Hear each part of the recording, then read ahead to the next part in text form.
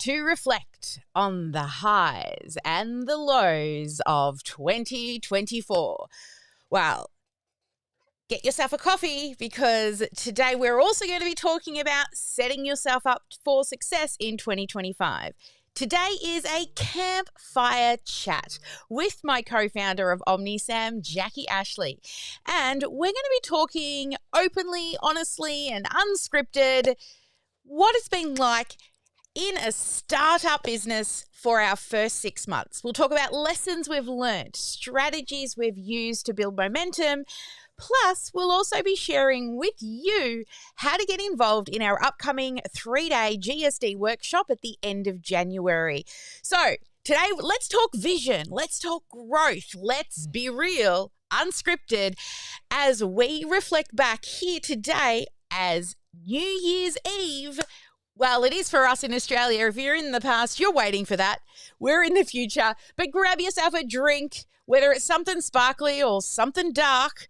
Thank you, Denny. We're going to get started, of course, with our normal song, our theme song, and I'll be back with my co-founder, Jacqui Ashley, in 3.5 minutes.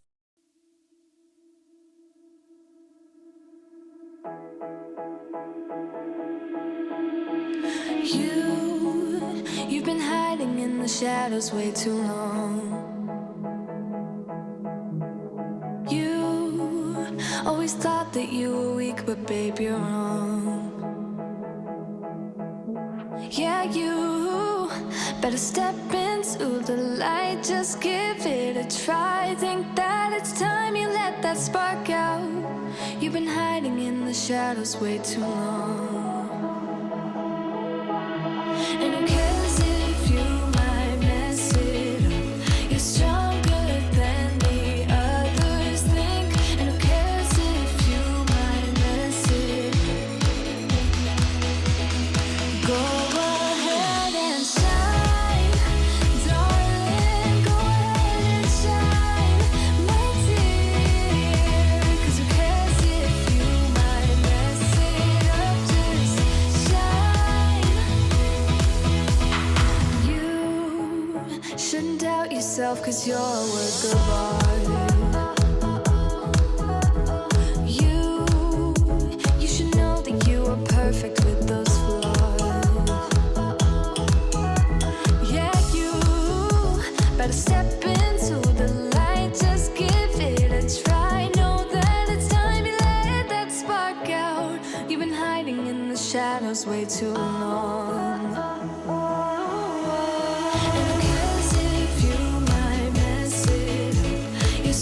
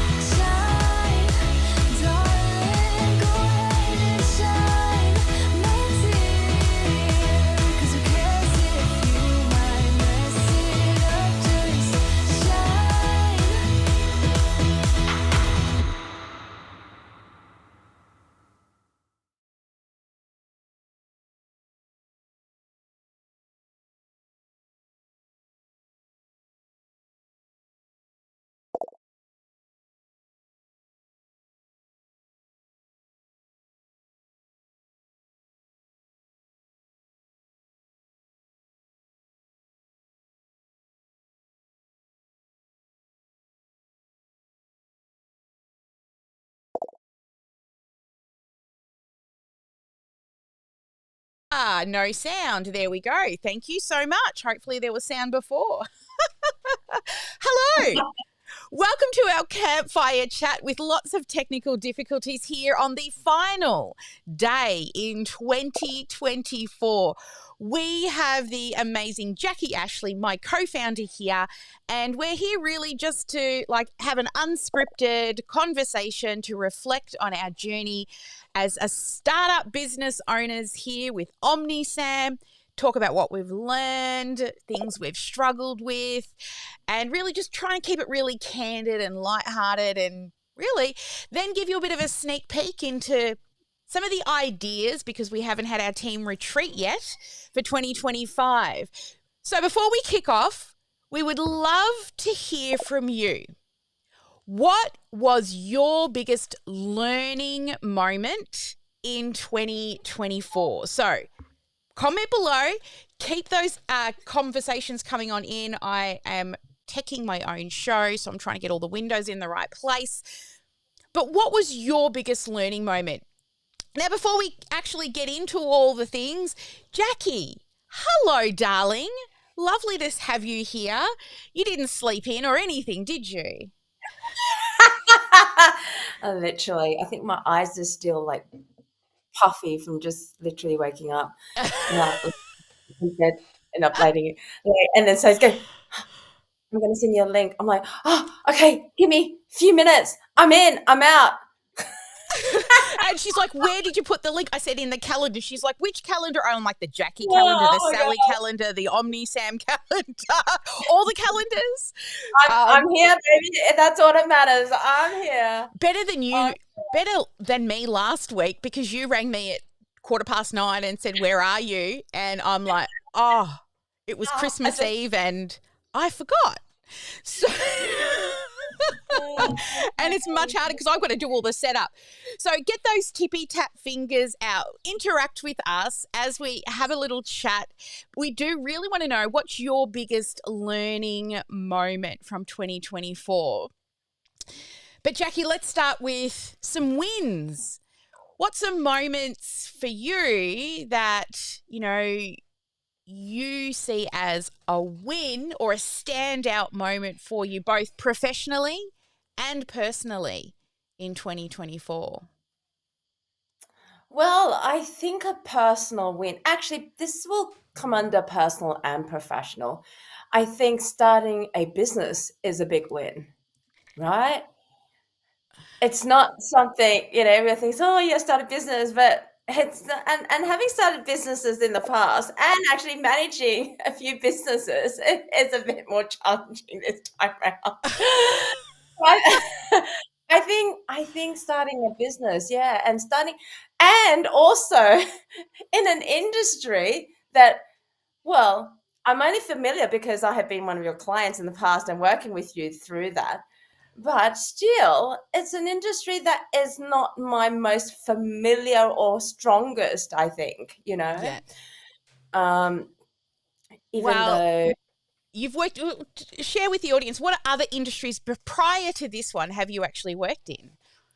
Yes, I've worked quite a few. So for those who think they can only have one career in your lifetime, I say, nah, right? You only live once, so God, you got to make it worth it, I have been, let me see, hospitality, hotel management, and managing pubs are very different. Hotel management, recruitment in legal, recruitment in medical, right? Sales as well, in promotional merchandising sales. Travel. So I even worked in the travel industry, yeah. What products were you working with? Okay, so most of them were service-based.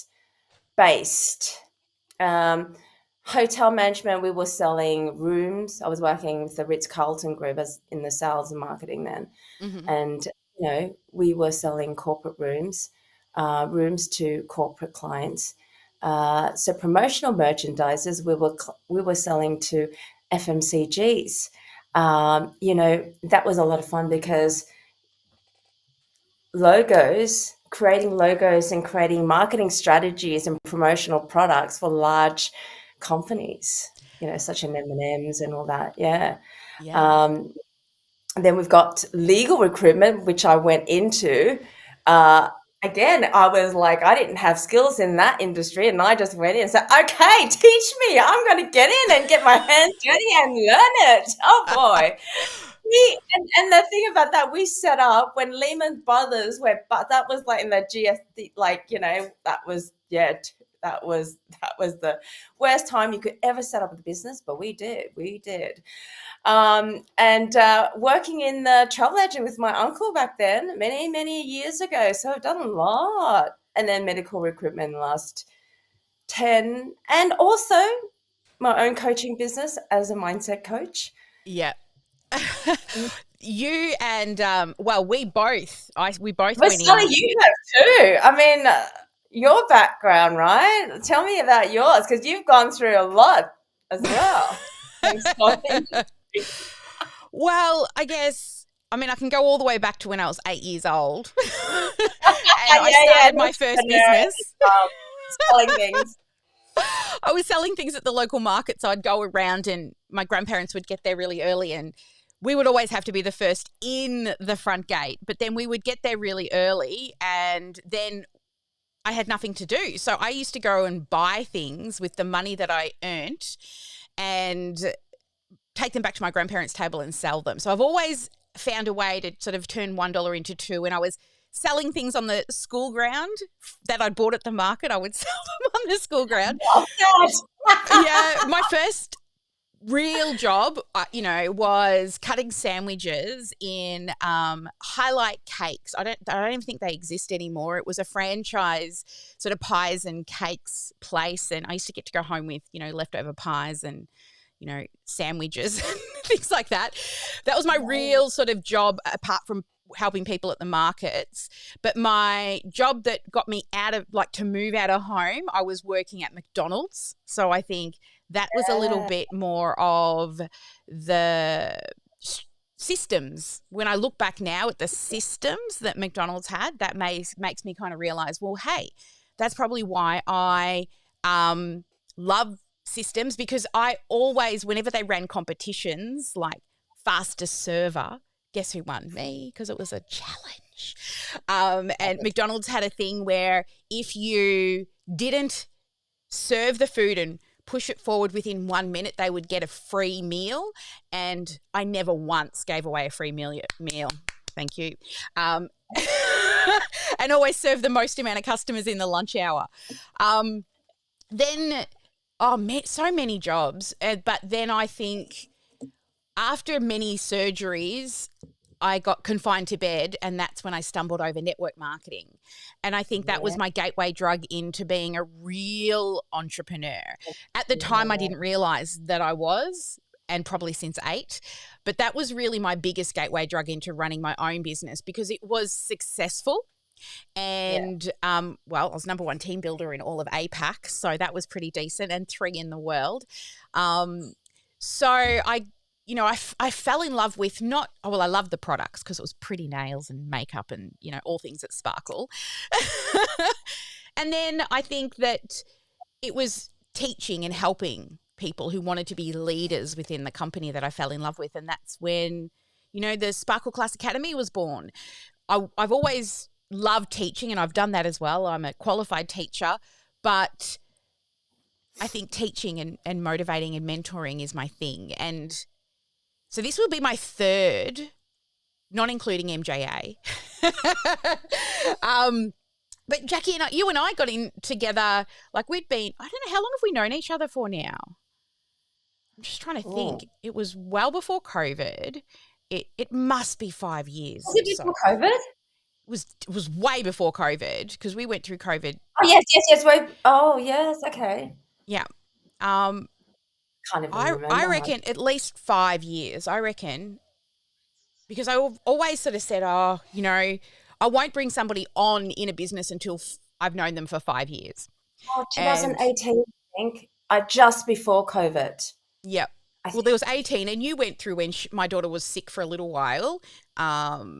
So, yeah, you were part of that journey. So, yeah, that was 2019 and then COVID. So it must have been 2018, I think, that we knew each other.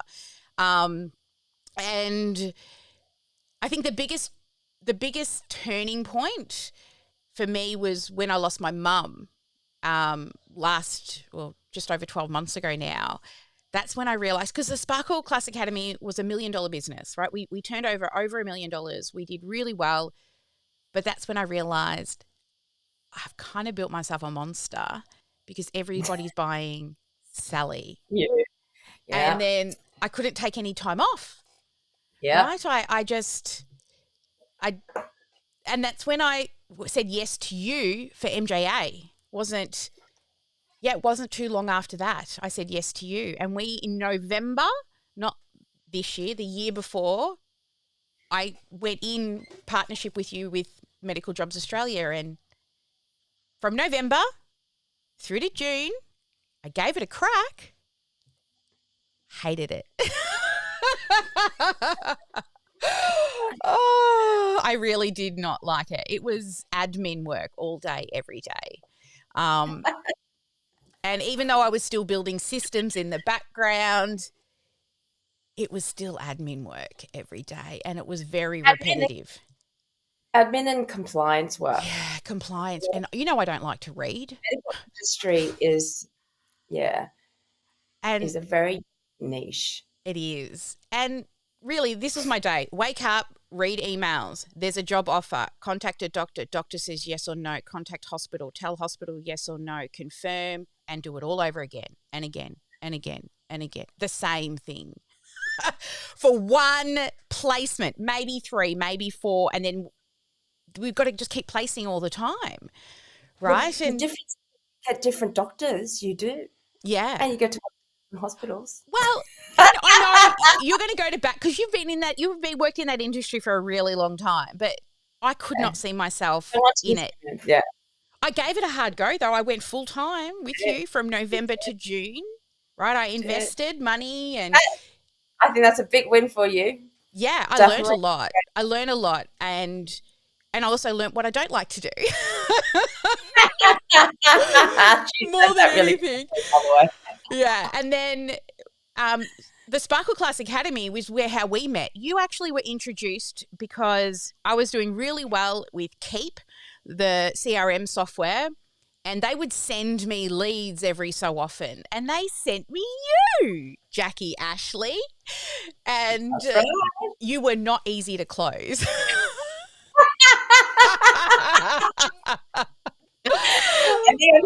many times. You're gonna never let this go. But I see this when you negotiate now when we're working together.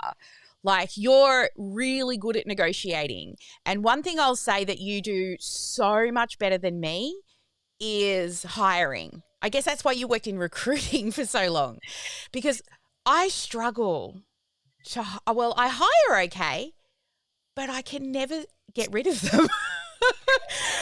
Honestly, like, I just keep them. Like, I say yes, and I'm like, I can train them. I can make them better.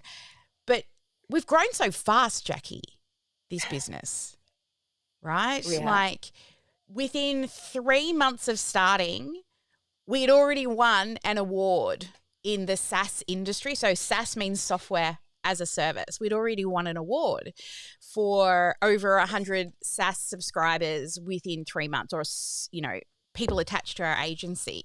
And that was pretty cool. I was invited to America, but we're in startup. And I'm like, I'm going to spend it on ads. Weren't that yet. Yes. Yeah, no, definitely. And so, out of everything, what do you think is for me, I guess the biggest win for me is finally bringing on a business partner. And, we did actually start out with 3 people when we began. We're open and transparent here. And I was looking at about, I think it was 15 I started the Sparkle Class Academy. In 15, 16, 17. Yeah, it was 17 that I quit network marketing because they wouldn't let me have my own online school, and I'd have to check everybody who enrolled in my school was not in the company I was working with, even though I had ads everywhere. So I decided, no, can't cut this bird's wings. I'm going to go out on my own. And I said to my husband, give me 5 years. He didn't know at the time I was taking money out of my daughter's bank account to fund the new business. And I was selling things from the garage.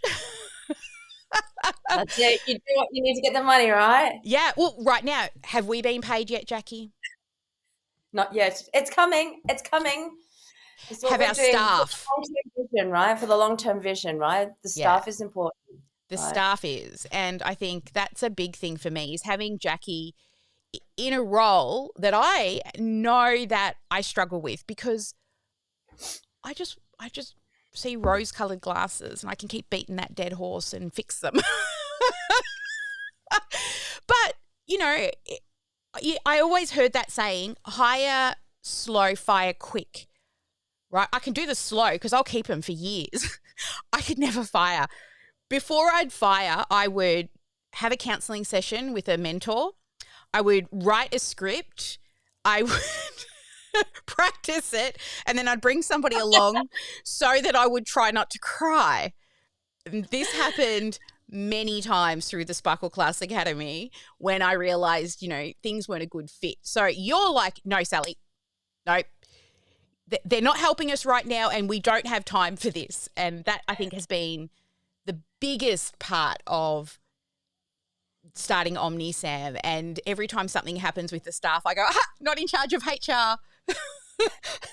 It's Jacqui.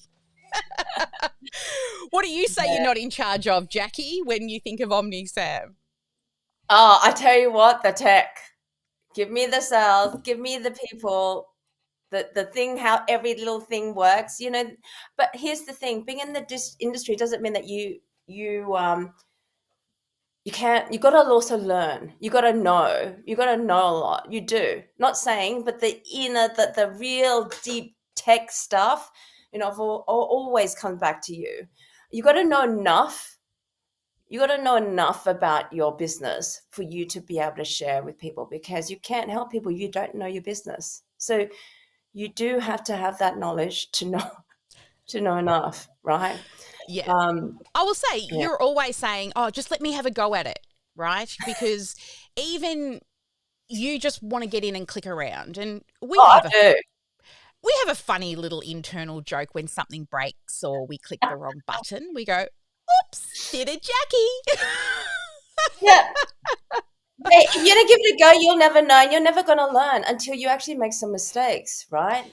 Yeah. And until you actually look around and have a play, especially with software. Yeah.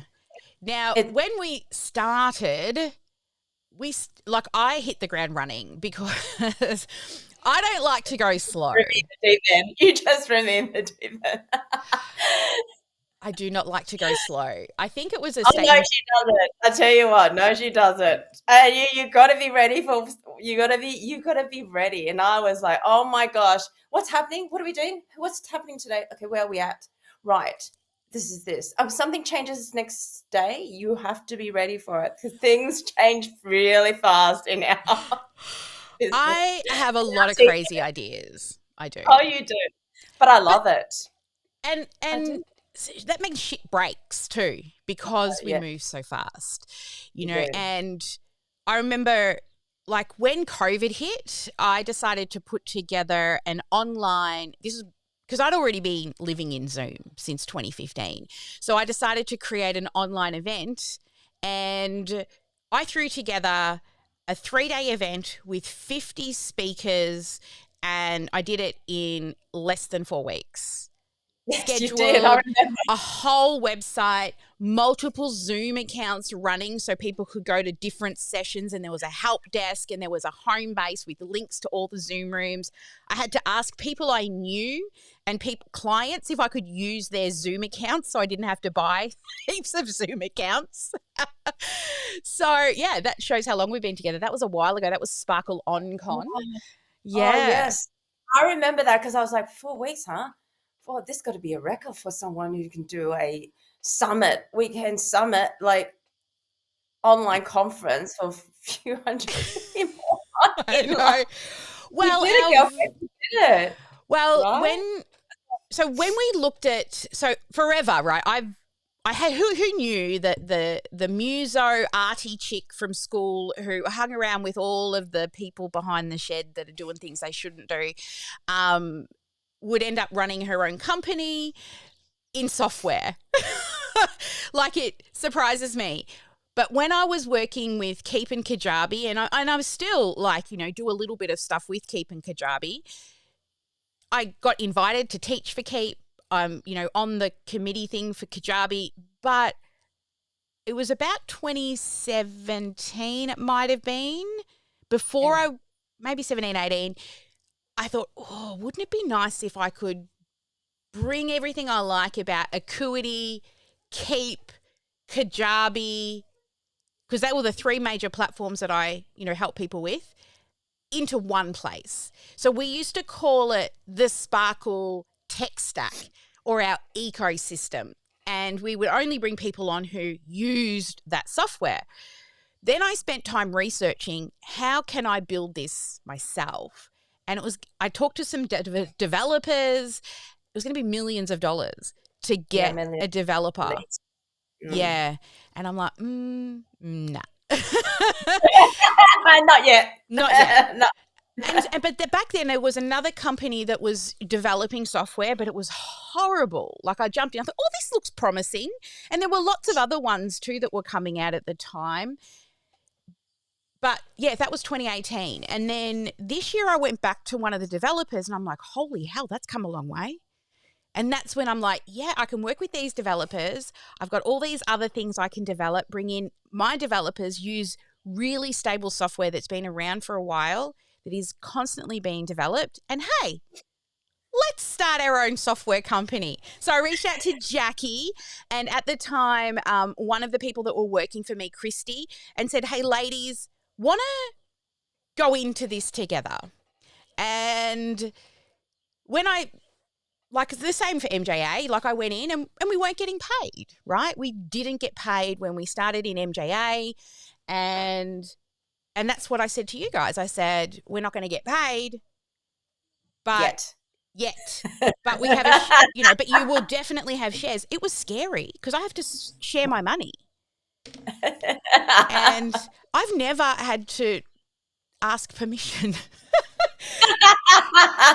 Not that I'm asking permission, but, I still had to compromise. But at the end of the day, it was always my decision in the end. And that's what I would say is one of my learnings is now I have a business partner.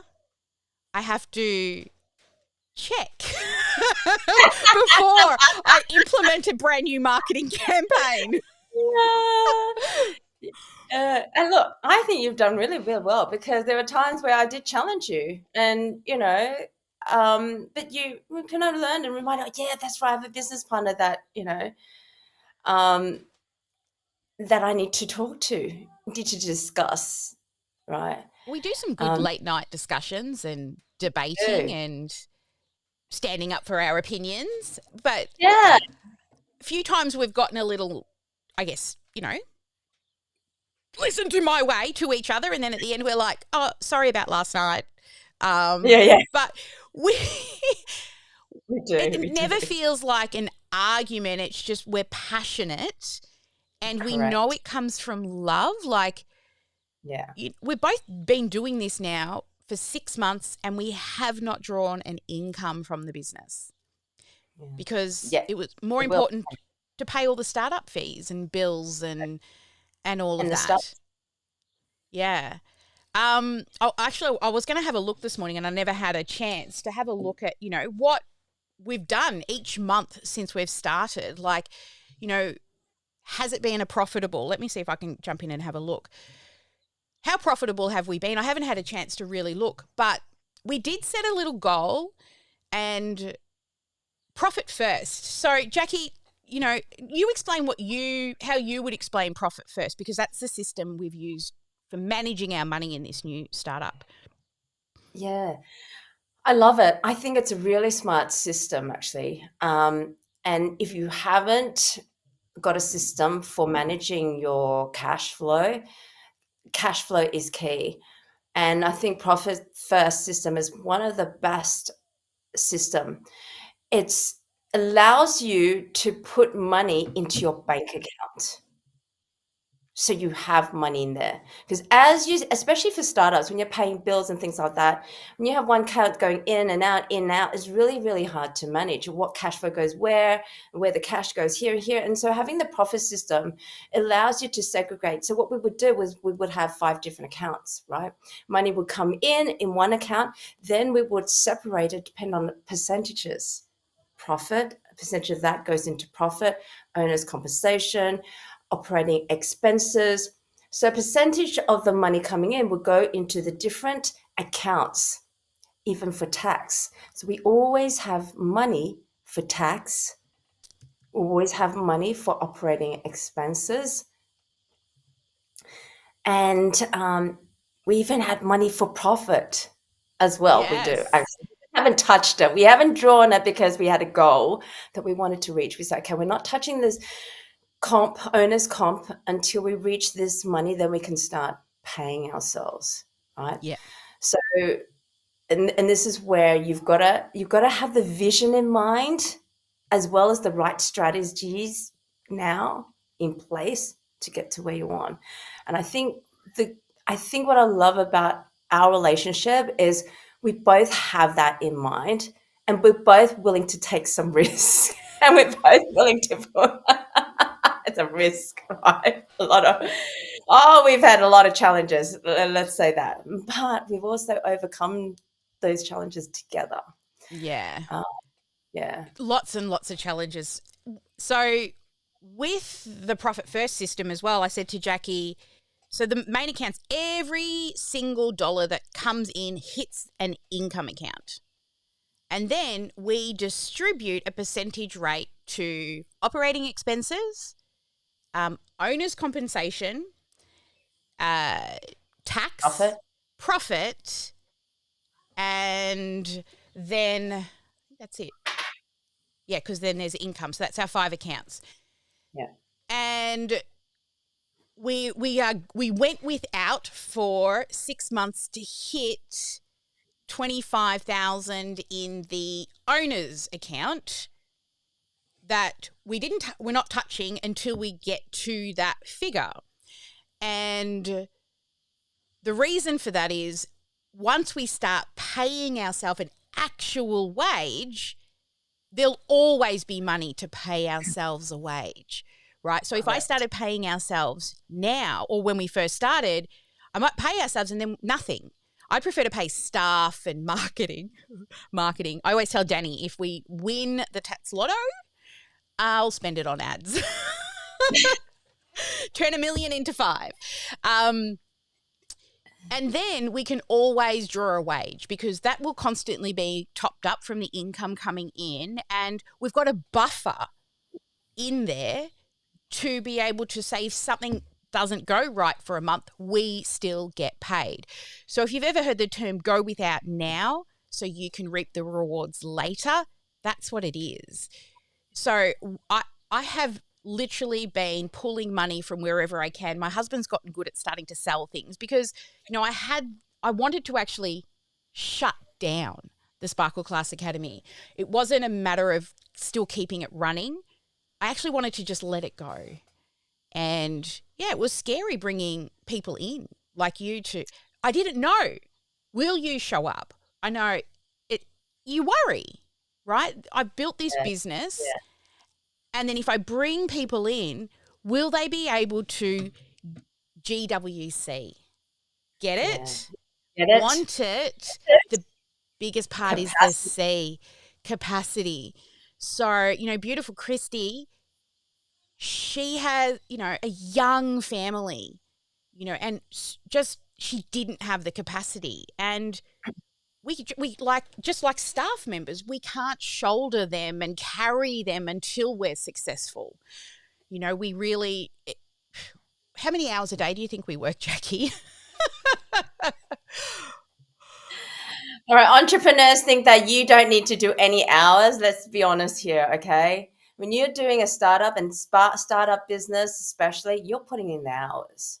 You're putting in the hours, right? Because you've got somewhere to go. You want to go somewhere, right? And that's our, we put in the hours. We do, right? But we love it. We do That's love a it. big difference, I think. You got to love it too. Yeah. And You know, to want get up it. at crazy hours to see my mentor in America at 1 or 2 o'clock in the morning and, you know, get up early to start events that start at 5 a.m. so that we can accommodate our beautiful people in America. You know, we need to put a limit on how early we get up, because at the end of the day, really, we're trying to also build a lifestyle-friendly business. Yeah. Yeah. Yeah. So, What?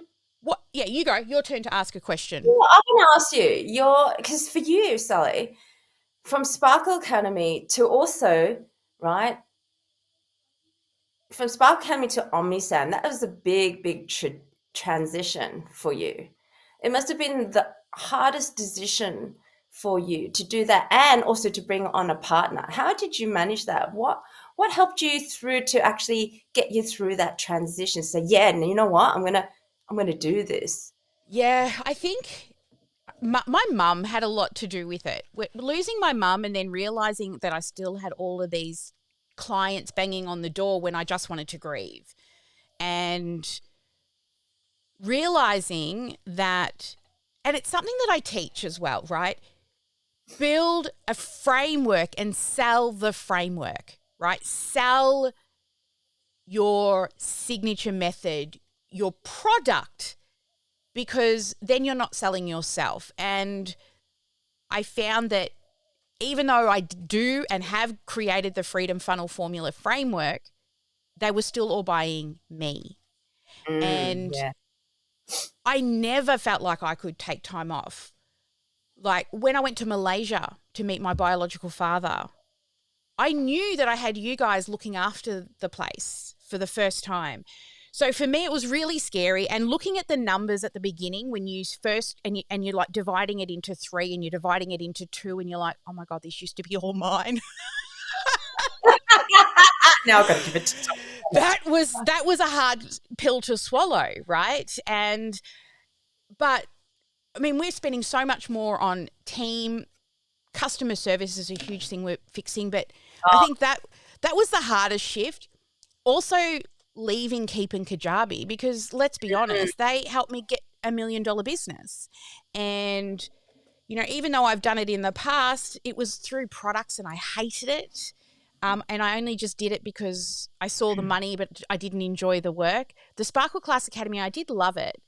And I still want to be like a public speaker, but I don't want to have to spend my days worried that people are just buying me. Now they're buying my team. And not, you know, Jacqui, you've been through a really hard time recently, right? And I think Danny said this to me when I invited you guys on. You were having a hard time. And I'm like, I really love these people. Let me help you help me, right? So if we can do this together, we'll all be financially happy together. And I think that was a big thing, because you also went above and beyond. You know, even though you went from client to me paying you to run mindset sessions inside the community, and then, you know, there was a time that I struggled after mum. You're like, it's okay, you don't need to pay me, but I'll still keep doing the sessions. You know, that really stood out to me as somebody, I guess, very similar values. Like I still teach for Shalene Johnson in Marketing Impact Academy for free. You know, I'm happy to help out my mentors and all of that at any given time. But yeah, the scariest part was sharing the money. Even though we haven't shared anything yet, apart from paying the team and making sure they're well, you know, but we're getting there. But it's rewarding thinking that we've got a software company now. So if we can really nail customer support and the onboarding process so that people are sticky and they get everything. They're like, whoa, I've never had anything like this from another software company. Then anyone can do that when we've got the processes and systems set up. So you and I can travel. That's our goal for this year, right? Travel and run live events. Yeah. Because we get to see Australia and the world. We get to be in person and help people. I get out of my bloody office. Let's talk about challenges, because I think challenges, I mean, that's especially with the startup. We have had a lot of wins, but we've also had a few challenges, and we're still going through the hello problem every day, isn't it? Oh my God. I think every day there is a problem. But every day in any business, there's always a problem. right. I guess it's how we want to look at that problem. It's how we want to, like, hi, problem. You know, I did get touchy there a month or two ago, wasn't I? You started to say, I can see you're frustrated, Sally. And normally only Danny sees that. And yeah, I was getting, because it was so fast, because, you know, me, I decide I want to do something and I do it. And our very first event, we had over 1,000 people register. Oh my God, yes. In brand new software that we had not really fully tested, and we had not really used all of it. I could see its functionality, all the really complicated hard stuff that I know.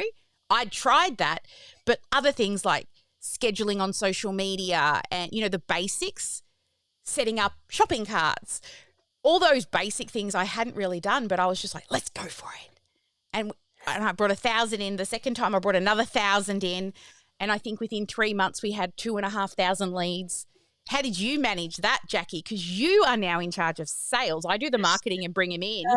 But then you're the one who's now taken over from sales, unless it's a techie client that needs a bigger tech discussion. But yeah, how did you find... Because that's a lot of leads. You want the truth, yeah. Yeah, truth. Hit me with the truth. It was shit, like, because it was not only that. The thing was, something was changing so fast. I had to keep up with the change. Literally, hold on, where are we at now? What is being updated? Oh, okay, this is happening. So, okay, I need to know that because I need to understand how this works so I can share with the client how this works. Like, literally, we were having. Like, there were so many changes each time that I had to catch up with all the knowledge going in and then trying to manage. I had like so many tabs open going, right, this. But I think, you know, what I've learned is there's a lot of learning as we're doing this together along the way. You won't learn until you actually do it, right? And you go through it. And that's how we learnt the software so quick, because we were actually in and out, testing all the things. And the reason why we had so many leads was so that we could test the software, right? Best way to break it. Right. So we can fix it. We can fix it. So we can be able to create the processes and the systems in place a lot quicker. Yeah, go on. I was going to say, so what do you think has been, I guess, a big mistake that we've faced that you've probably learned, even if it's something we haven't yet solved? What do you think is one of the biggest mistakes that we've made in this startup phase? I don't think it's a mistake, to be honest, and I don't regret it, because I think that's what makes our business grow fast, is that we see something and we test it and we just go with it instead of waiting. We just got to test it and see how it works. And if it doesn't work, we keep improving. And, you know, at the same time, we also understand the frustrations of our clients, because that's always our first in mind. And we know, like, some of the frustrations that, you know, clients have had along the way with us, with the journey with us. And we also acknowledge, so please note that we do acknowledge that as well. But we do our best to really try and, you know, have a 5-star customer satisfaction, which even means, right, just refund. Most companies do not refund, right? Whereas we go, no, we want to be happy. How can we resolve this? How can we help them?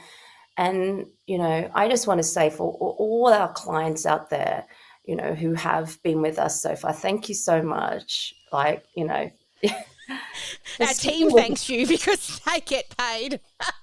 Yeah, well, our staff get paid. We haven't paid ourselves yet, but we but that also allows us to really help us to improve, and that's what we're all about, customer satisfaction all the way. Yeah, I have to agree, and again, I want to echo exactly what Jacqui said. Was we appreciate you guys that have come in the beta round where we had absolutely no idea what we're doing. Poor Patty, we promised her a whole website and we just kept starting with new staff. But she's patient. I mean, she knows that she's in something really good, really cheap for forever.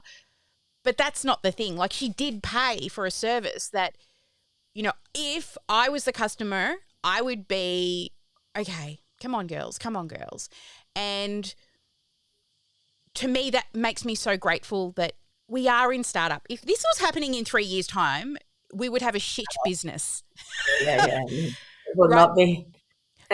And one thing I've learned is running a software company is very different from running an online school. Yes. When you teach people anything.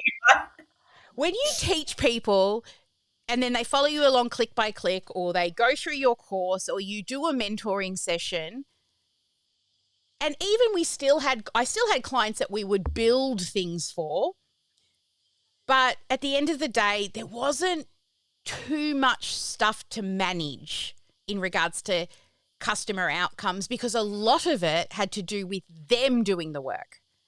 Yes. Right? So Yes. I feel that like our customer support can do so much better. Jacqui, you've had to move out of sales number of times, and so have I, moving out of marketing and sitting in customer support. And that's because we don't want our people to feel like they've been forgotten or haven't been onboarded properly. And, the patience of those that have stuck with us. Yeah. I mean, you're going to win for life because the plan that it ends at midnight today to get in on the founding level plans. So if you were to join us now, you could upgrade and downgrade between any plan. But let me tell you that what you can get in for now at $27 will eventually be $197, and the one at $149 or $47 will eventually be starting at $495. So that's our way to say, well, thank you. Because I know with what we offer in the $497 package, it's currently $147, is what I used to pay for every month, $1,500. That's before I did anything with the software. I still had to pay that regardless of whether I used it or not. So, yeah, having that. So go to or drop a link if you're not a founder, because this is your last chance to be a founder for 2024. And I see Bridget's asking about AI. No, AI is different, but I'm also writing more AI. So hold that space. In the new year, I'll have some answers for you around AI.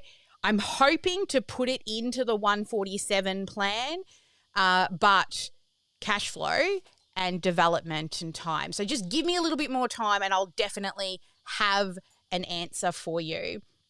Yeah. And so Megan's saying, but you guys are patient with us too. Well, thank you. We hope so. Like, we've forced the team to take 2 weeks off. To be totally transparent, one, Jacqui tried to force me to take 2 weeks off by forcing the team. Did that happen? Did we work yesterday, Jacqui? It worked. But at least we had a few days break here and there. Yeah. And it helped with our cash flow as well in startup. It's not easy coming up with the funds for startup. like I said, this is the third time I've done this.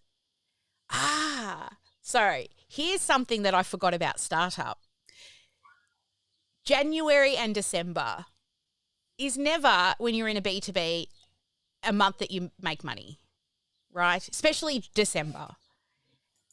And normally I'm running a big marketing campaign in sort of September, planning for no new revenue coming in December, early January. And I forgot. And when we got to this time of the year, I was like, oh, Sally, remember, hello,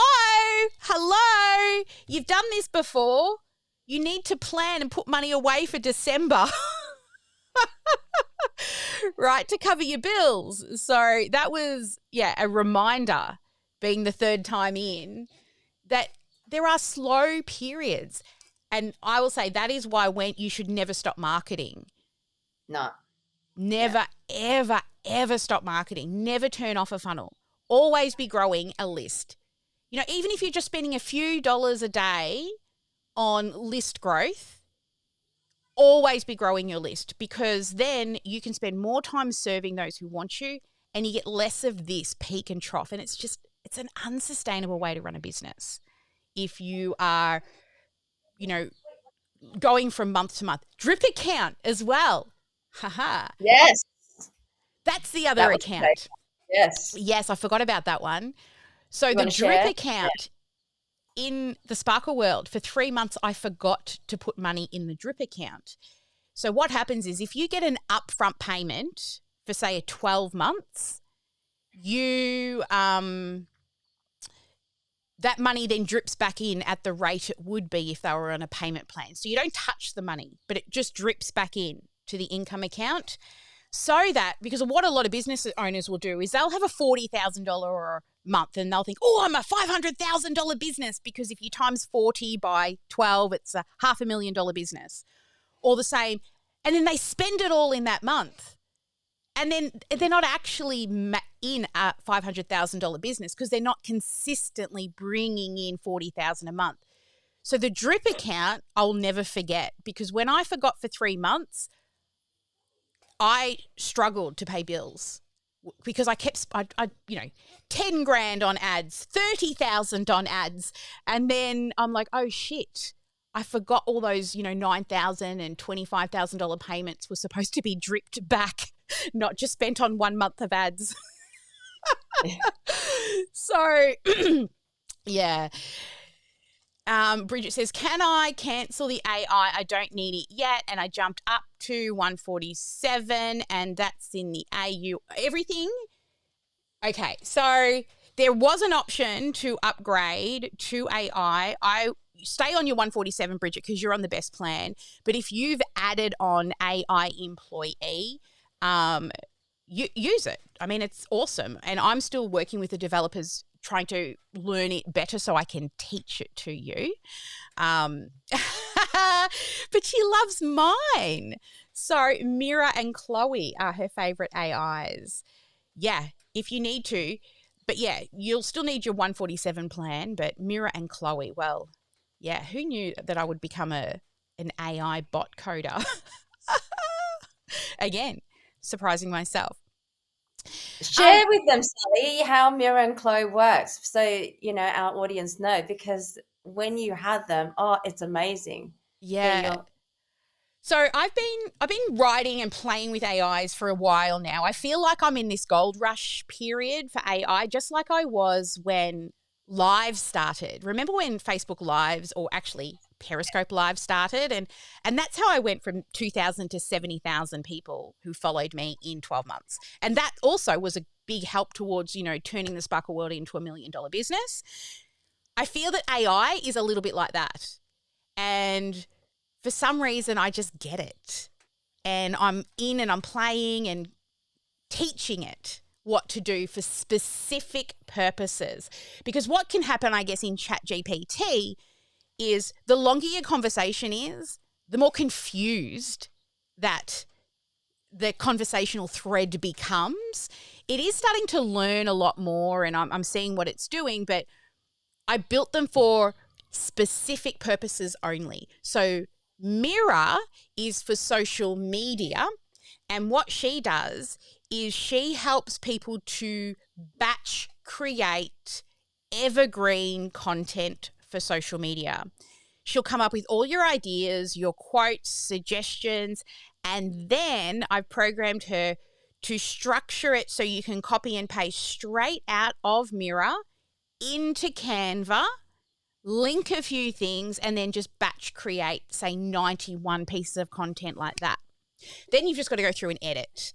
After you've created your pictures, then she will also have written your Facebook captions, your Instagram captions, your LinkedIn captions. She will have given you appropriate hashtags and each of the captions are platform specific with a call to action in there, whether it's an engagement, like comment below, or it is, just like or follow.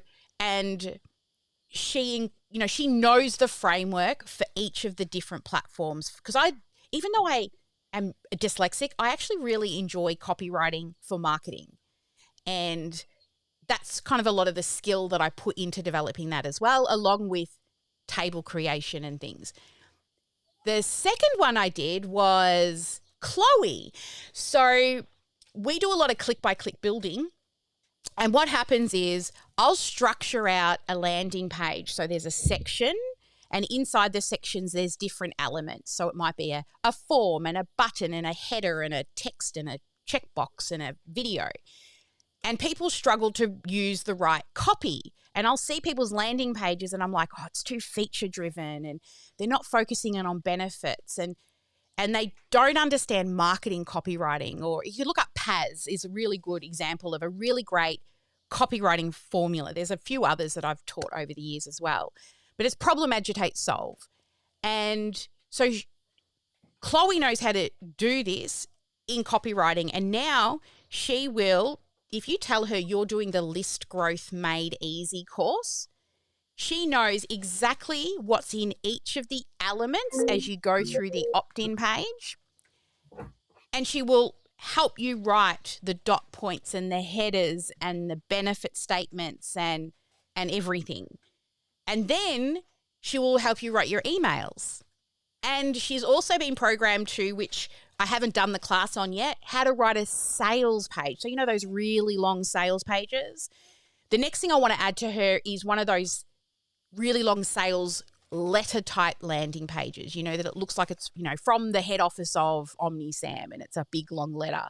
That's the next one to put into her. But I think out of everyone watching, who's your favorite who has tried? Is it Mira for the social, or is it Chloe for copywriting, for landing pages and emails? It's all marketing copy. She's pretty cool. But I've got a few other ideas.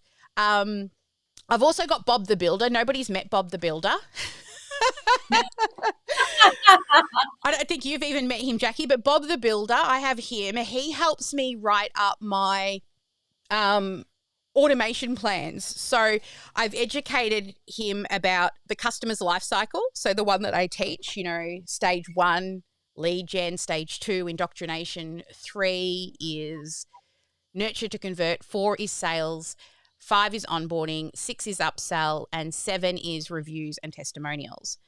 So I've educated Bob on that. I've also educated Bob on the no dead end strategy. So we've got 3 rules when we build automations. Always build a fast path, always build a slow path, and no dead ends. I've also educated Bob on the business in a box and where they all link to each other. So when I'm now writing up, because this was a struggle I had, is delegating. I know my team talk about me behind my back. I do, about me delegating. I'm not good at it, right, Jacqui? I love delegating. I love finding team that are smarter than us so that we could delegate the work that we can or don't want to do.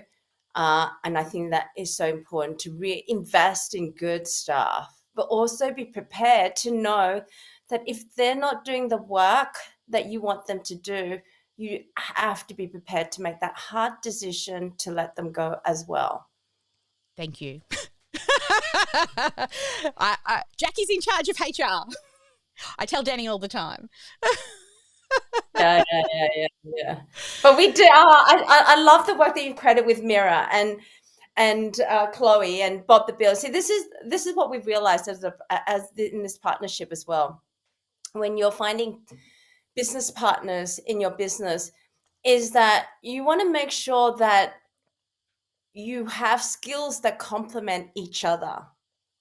Sally and I both have very different skills actually that complement each other. And I think that's why we work together. Not just, but also, yes, the values. Really important that we have the same values, right? Customer comes first, etc. You know, we have very, very, very similar values. And that aligned with the different skill set, I think that has been a big, I guess, win for us in terms of managing a lot of the challenges that comes along. Yeah. Because, yeah.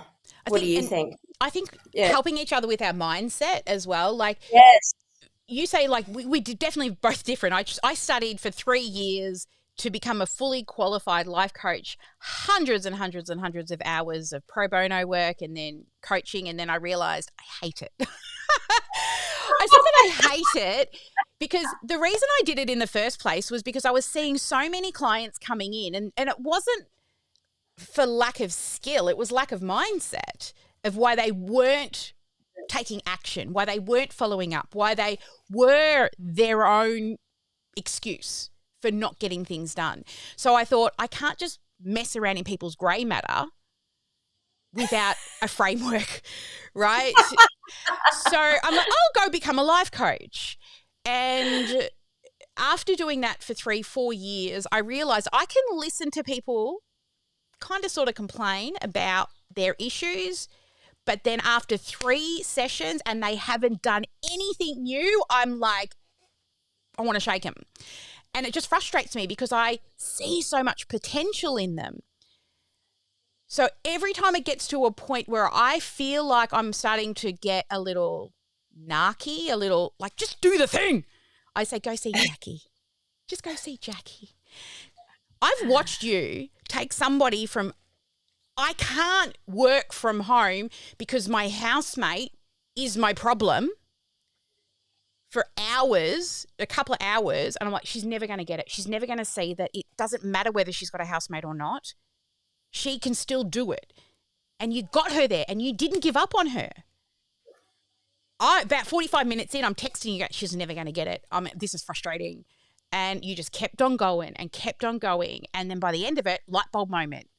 Oh my God, I can totally do this. It's not because of her, it's because of me. So that I think is a really great compliment, is I realize that, I can do it. My husband actually says to me when I ask him questions, tell me more, he says he apparently he feels like a client. I don't mean to because I'm an extremely curious person. But yeah, I love the way that, we've complemented each other in that aspect, because I'm going to get shit done. And then you're like, come on, let's manifest. And I'm like, yeah, I'm manifesting. I'm doing it and manifesting at the same time. Oh, yeah, don't get me wrong. We're still taking action. You're not sitting there and hoping things come. Oh, yeah, I'm not under the triangle. So we're not like, there's some serious action taking that we do, everyone here. Like, we're not. You and I were on two long calls yesterday when we were supposed to be on holidays. So we're definitely doing things. And, clients or users that are struggling with customer support right now is the big thing we're working on. Like every day through the break, I'm spending a minimum of 3 hours trying to build a better customer support system. Yeah, because that's our goal. Well, that was one thing I think that I was actually I go on tangents. Hello, ADHD. Was the customer support side. The other business was easier because you would educate them and send them off to do the thing, where we need to make sure everything's working and not assume that they're going to do the setup. And looking at a few people like Sulessa, who we spoke to yesterday, I went into her account and she has not even set up the business in a box. Now, that wasn't part of the deal. We were going to give it to you. You have to follow the videos and set it up. But I said to her, you know what? Let me do it for you. Because one, she invested in the Elite program for a few months and she really didn't utilize it. And how can she really see the power of the software if she's not actually using it? So I've never seen a software company who will come in and set up your complete business system on the house because they want to make sure you've got enough information. This is what I really feel. She needs enough information to make an informed decision if the software's not good for her. But she can't make an informed decision if it's not actually used. She's not using it to see its potential. But yeah, I think struggling with customer service. And I know that the team talk about me delegating, but when I have delegated, I've tried to say I've delegated the thing and I try to remove it from my brain. And then what happens is there are people who I've delegated it to that do not follow through. And then who is responsible for that? Us, the founders. So, yeah, I think I'm moving from teaching the public to teaching the team. I think that's really where I'm headed. Learning. Yeah, a big learning, isn't it? Yeah. Especially when you're a leader and you have a team that you need to manage as well, because they are your biggest asset and they are the ones that have a direct impact on your bottom line, right? So it's really, really important that, we are able to train them so they can do the work, so that we could do other things, so we can do the bigger picture things instead of being in the business. At the moment, we are both actually in the business very much so, because we care as well. Every time we hear a customer complaint, my heart goes, oh my God, what's happening now? Why hasn't this been, oh my gosh, my heart goes a bit up like. Man, I missed you when you were on that cruise for 10 days. I'm like, where's my HR girl? Because stuff wasn't getting done. And I also don't like getting angry. Not that I'm angry at the staff, but I'll just do it myself. Right? Because that's what I do, is I just, I know I can do it faster and better. And I'm not lying. I can actually do it faster and better. But that's not helping us. It's not helping the business, right? This year, I promise my team and you, every week with each team member, we are going to either be reviewing or shadowing something every week. I need to block in a time, I think, next year. Like, how we've got strategy with Sally every week and mindset with Jacqui every week. Every week, every team member needs time with me. But sometimes, this is the other thing, which is going to come up in our team retreat, is sometimes I want to work on something now. I don't want to wait until the team member's ready. So how will I do that, Jacqui? With some planning. See, so that's the thing, is also managing, right, your time and managing what you do in what time, at what time frame as well. Because when you're trying to get things done really, really fast as well, and that's the thing, and you do it really fast, but you do it now. You're like, okay, I've got this idea now, I just need to do it now. But when we've got other things to work on, now isn't necessarily the best either. And that's a learning curve I think we've learned as well, right, together. Oh my God, there's so many things that we want to implement now, but okay, so what do we focus on? Because there are so many things that are so important, so many, right? But, learning to also, okay, we need to focus on this. We need to focus on customer service. We need to focus on the team, because with good customer service and good team, right, they can do their job. The productivity level increases. we produce more, we have a better product as well, and service as well. And that comes down to our number one value, I think, is really serving our clients too. Yeah. You Karma. know, karma. Whenever, Oh yeah. yeah, I always think if I see a customer complaint, I think, how would I feel if I was them? Yeah. I think that's why, we've done lots of refunds, and also because of the Canva Made Easy challenge, Jacqui. We what was the learning there? I want you to share. Yeah. So I knew, because when I worked with Amy Porterfield, I said, okay, she's teaching people how to make courses. Now, inside of Marketing Impact Academy, that's what I do. I'm the course girl because, qualified teacher and all the things, and I love it. But the Canva challenge was born back when I worked with Amy Porterfield, and I showed them how I could advertise, build, create, and sell a course before I made it in 30 days, pretty much. Or I think it was, a lesson every day or every second day, twice a week for 5 or 6 weeks. And I built this whole course.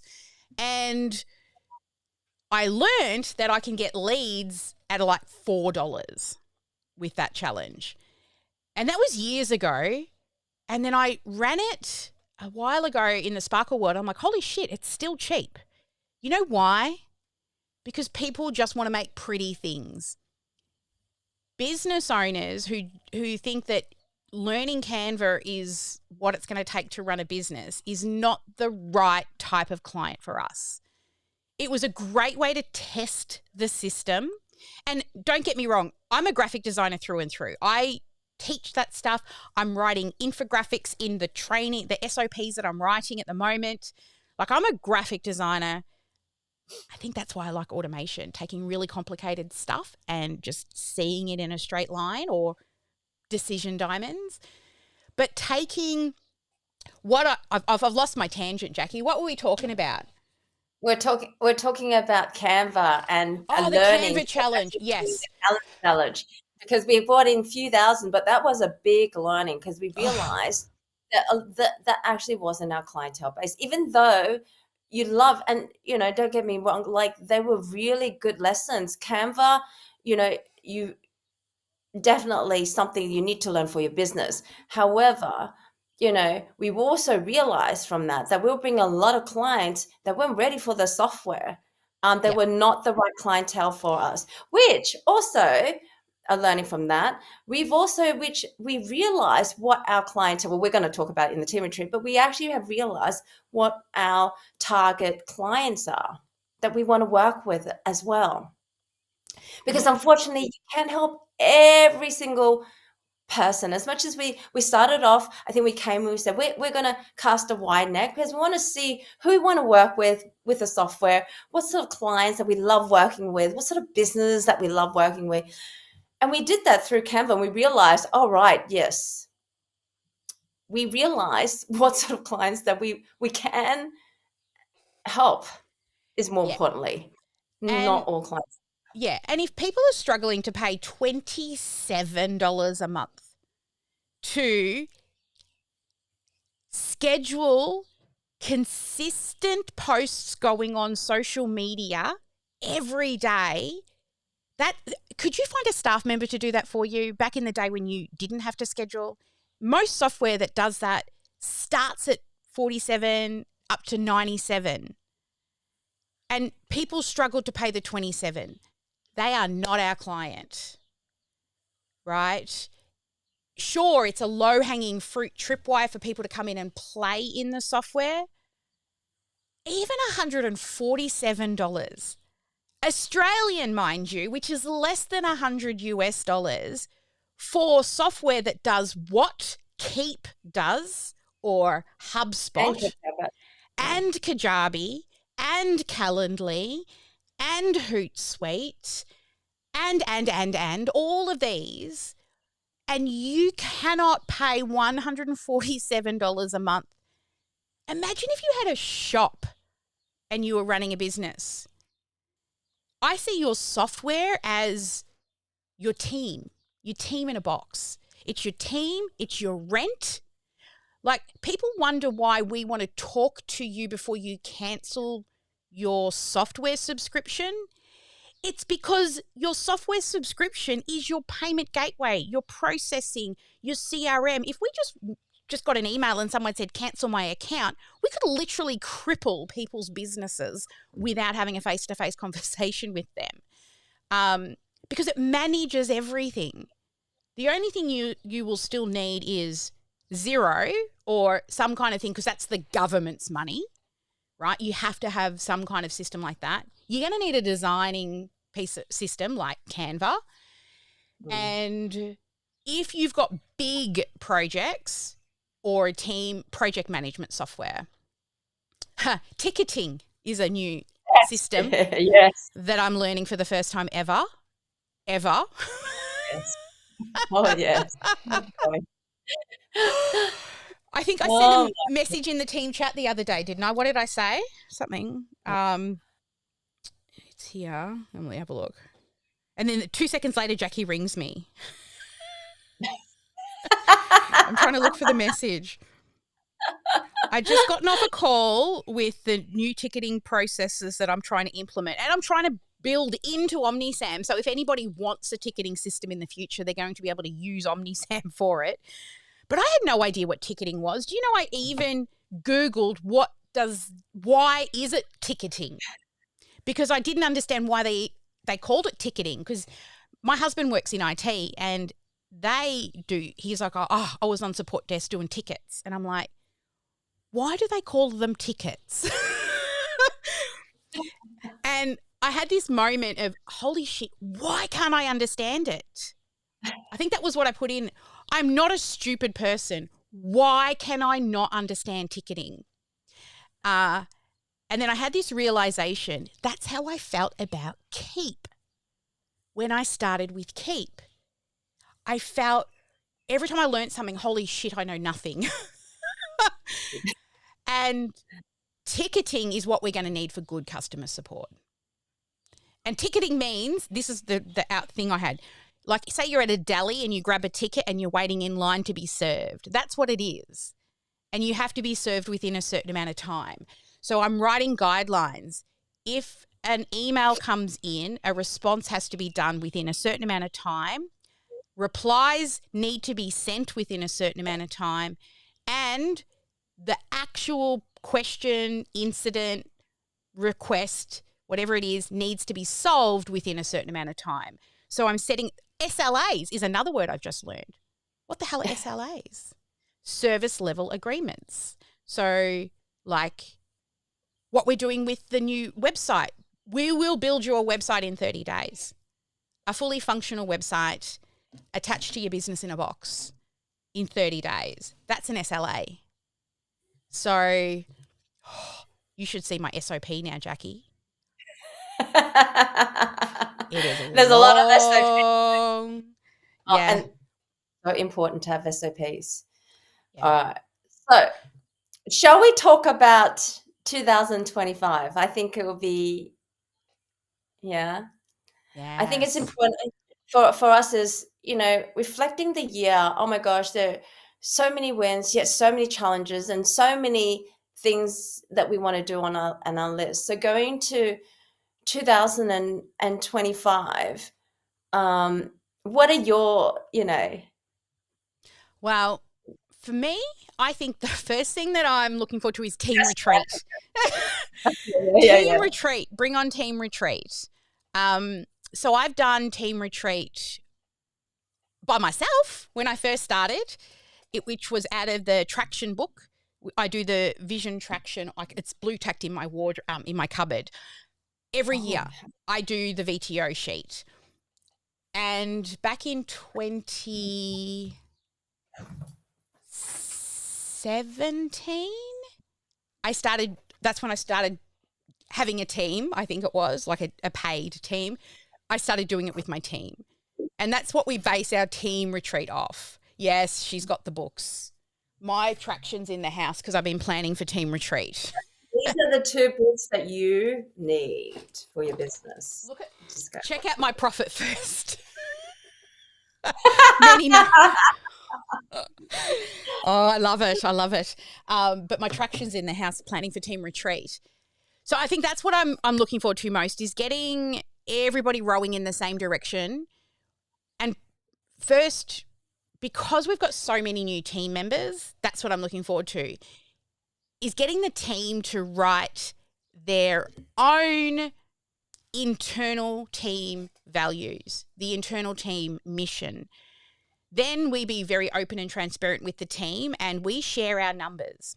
And based off those numbers, we do a projection of where we see ourselves in 10 years' time. So that's kind of day one, our mission, our vision, and our 10-year big dream together. Then on the second day, we do a bit more vision and marketing. So within that time, what we're doing is we're looking at I'm just trying to think, your 3 strategies. I don't have the thing in front of me. We look at your 3 strategies, your uniques, your ideal client, and your 3-year target. And then on the final day, it's traction. We're now working out our scorecard. So what are we actually going to track? So we've set a 10-year target, a 3-year sort of picture, what we see the business like in 3 years. Then our target for 12 months from now. Then we need to break it down into what will our marketing strategy be for the next 12 months? Like we can't decide in March we want to run a campaign and build it in March. We should be building it now for March. And then what numbers we're going to track, because there's so many things we can track. Every team member gets 3 to 7 numbers and no more. And we can change them every quarter, but we need to track them. So to me, bringing the team in alignment with our vision, I think is what I'm really looking forward to, because then I can start really planning 2025. And, and that vision traction 3-day event that we do with the team, like you're flying down a day earlier for planning, but then we spend the next week before we come back officially in the VOZ implementing some of that. And I'm looking forward to travel and going to the Philippines. And hopefully when we win another award, you and I are going to go to America together to accept it on stage. Okay, what would be your word for the year for 2025? I've been backwards and forwards on this one a few times because we're in startup. I'm thinking like momentum and, how I can link it to making sure I focus on training the team so that the team can look after the clients. But you know what I think I'm going to do? I'm going to make it fun. Because I stopped having fun in business after I lost my mum. And it was just surviving, not thriving, to pay the bills and pay the team and not disappoint anybody. Yeah. And this year, MJA was not fun. At the start of the year. I did it. I loved the startup side, but it was not fun. It was not something I wanted to do forever. Then moving into this and having all the challenges we've had, I felt my frustration level grow with lack of delegating. But I need to remind myself to just enjoy the journey and the moment and enjoy this enjoy the learnings that come with startup. It's also pointed out to me, like one of our clients, Jenny, birds having fun. Ooh, this must be spring. Jenny Williams, I did a mapping session with her for her offer, and she kept getting pushed to sell business to business, teach people how to be an entrepreneur. And I said after discussion, she likes to help people more through trauma and also sort of making more life decisions. And I sort of pointed out to her, and we talked about it a lot because she's been a client on and off for years. Some people aren't cut out to be entrepreneurs and business owners. It really is. That's what I've really learned since helping business owners and not just selling chocolate molds. is not everybody who thinks that they want to run a business can, because they don't want to learn all the stuff that you've got to learn before you can hire somebody to do it for you. They won't pick up the phone and do those awkward sales calls that don't need to be awkward if you train yourself. They make excuses for follow-ups and they use a lot of yeah buts a lot. And because I worked full-time and started a business, so I know it can be done with many other issues that we don't talk about. But, yeah, I think having fun in this journey of startup, and this is what I want to do, Jacqui. You and me once a month do a campfire chat, a reflection on how things are going. That's one of the things I want to bring up at Team Retreat, is have a more regular campfire chat with you so we can be open and honest to share the struggles, because it's okay if you give it a crack and then decide it's better as a hobby. Because say you want to be a coach, that doesn't mean you can't work in a company and be a coach. You still get paid. You don't have the stress of marketing and hiring and firing and sales and GST and BAS and tax and all the things. Because unfortunately, running a business means doing all that shit too. Yeah. Yeah. So I want to have fun. What about you, Jacqui? What's your word? Gosh, you know what came up? Initially, I was thinking actually growth systems actually was the first one. Systems was the first thing that came up to me in mind in regards to the business. And then growth. But I'm thinking balance, because Shiny ball. right? It's not just balance in terms of mindset or self-care and things like that. It's also balance in terms of how and what we are doing to manage the business, manage the vision, and the pace that we go, because we're going at a pace that, and that I know It's not sustainable. That's just us. However, I think behind that there's still some kind of, I think, balance. Yeah. I liked it when you said systems. Balance is good. Yes. I struggle with balance. Yeah. Balance and systems, I think they come hand to hand. When we have good systems, so you can get better more balance too. Yeah. Right? You agree? Yeah. So, maybe that's an internal team. I mean, they're going to help us decide what our word of the year is within the team. Yeah. Systems Saturday was, I heard a guy on a podcast say, for 12 months, he wrote an SOP every Saturday. And yeah, I mean, I had a lot of SOPs up here and sprinkled in lots of folders, but yeah, watching our team write SOPs is actually really nice too.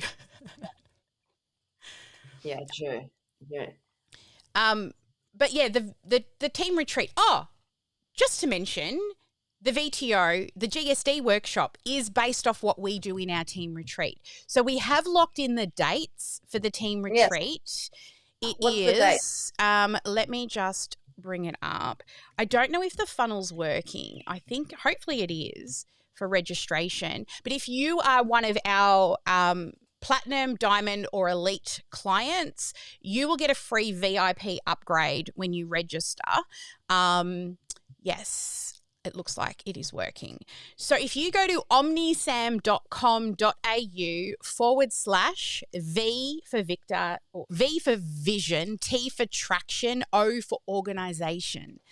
So omnisam.com.au/VTO. So the dates are 7 a.m. to 3 p.m. So full days, January 29 to 31. So take time off. Come and do this. I've taken people through this in the past, and the outcomes are eye-opening, because you also have the opportunity to take a step back and do a high-level look at your business. Find areas for improvement. You've got to be doing sales and marketing and admin and customer fulfillment. But you cannot be trying to improve every single system at the same time. You need to pick your battles. And at the end of the 3-day event, one, you will be reconnected with your own vision, Bring your team as well. If you have a team, bring your team, because there are team exercises, or you'll do it with yourself. And then at the end, you will have your scorecard, your marketing plan for the year.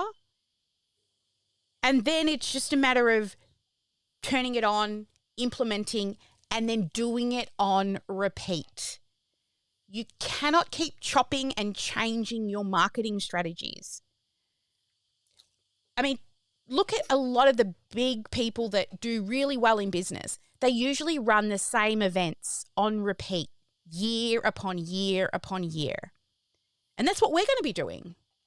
Right? I want to do an event, a 3-day event, at least once a quarter with a focus on one area of your business. So this is the vision part of the Freedom Funnel that we're doing, but we're tapping into the others. So if you want to come and join us for this 3-day event, you do not need to be an OmniSAM user either to join us, because it is about the big picture. At the end of it, it'd be good if you had it, because then you could set up all your marketing. But it's only 297 Australian dollars to join us for the 3-day event. And any of the elites and platinums and everything that join us, do not choose the VIP upgrade, because I will automatically give you that upgrade. I haven't checked the funnel, guys. Okay. So you may opt in and it may not, it'll process, but it might not send the right emails. So imperfect action. I was going to launch it next week, but hey, if you're here and you're listening, go grab your tickets now.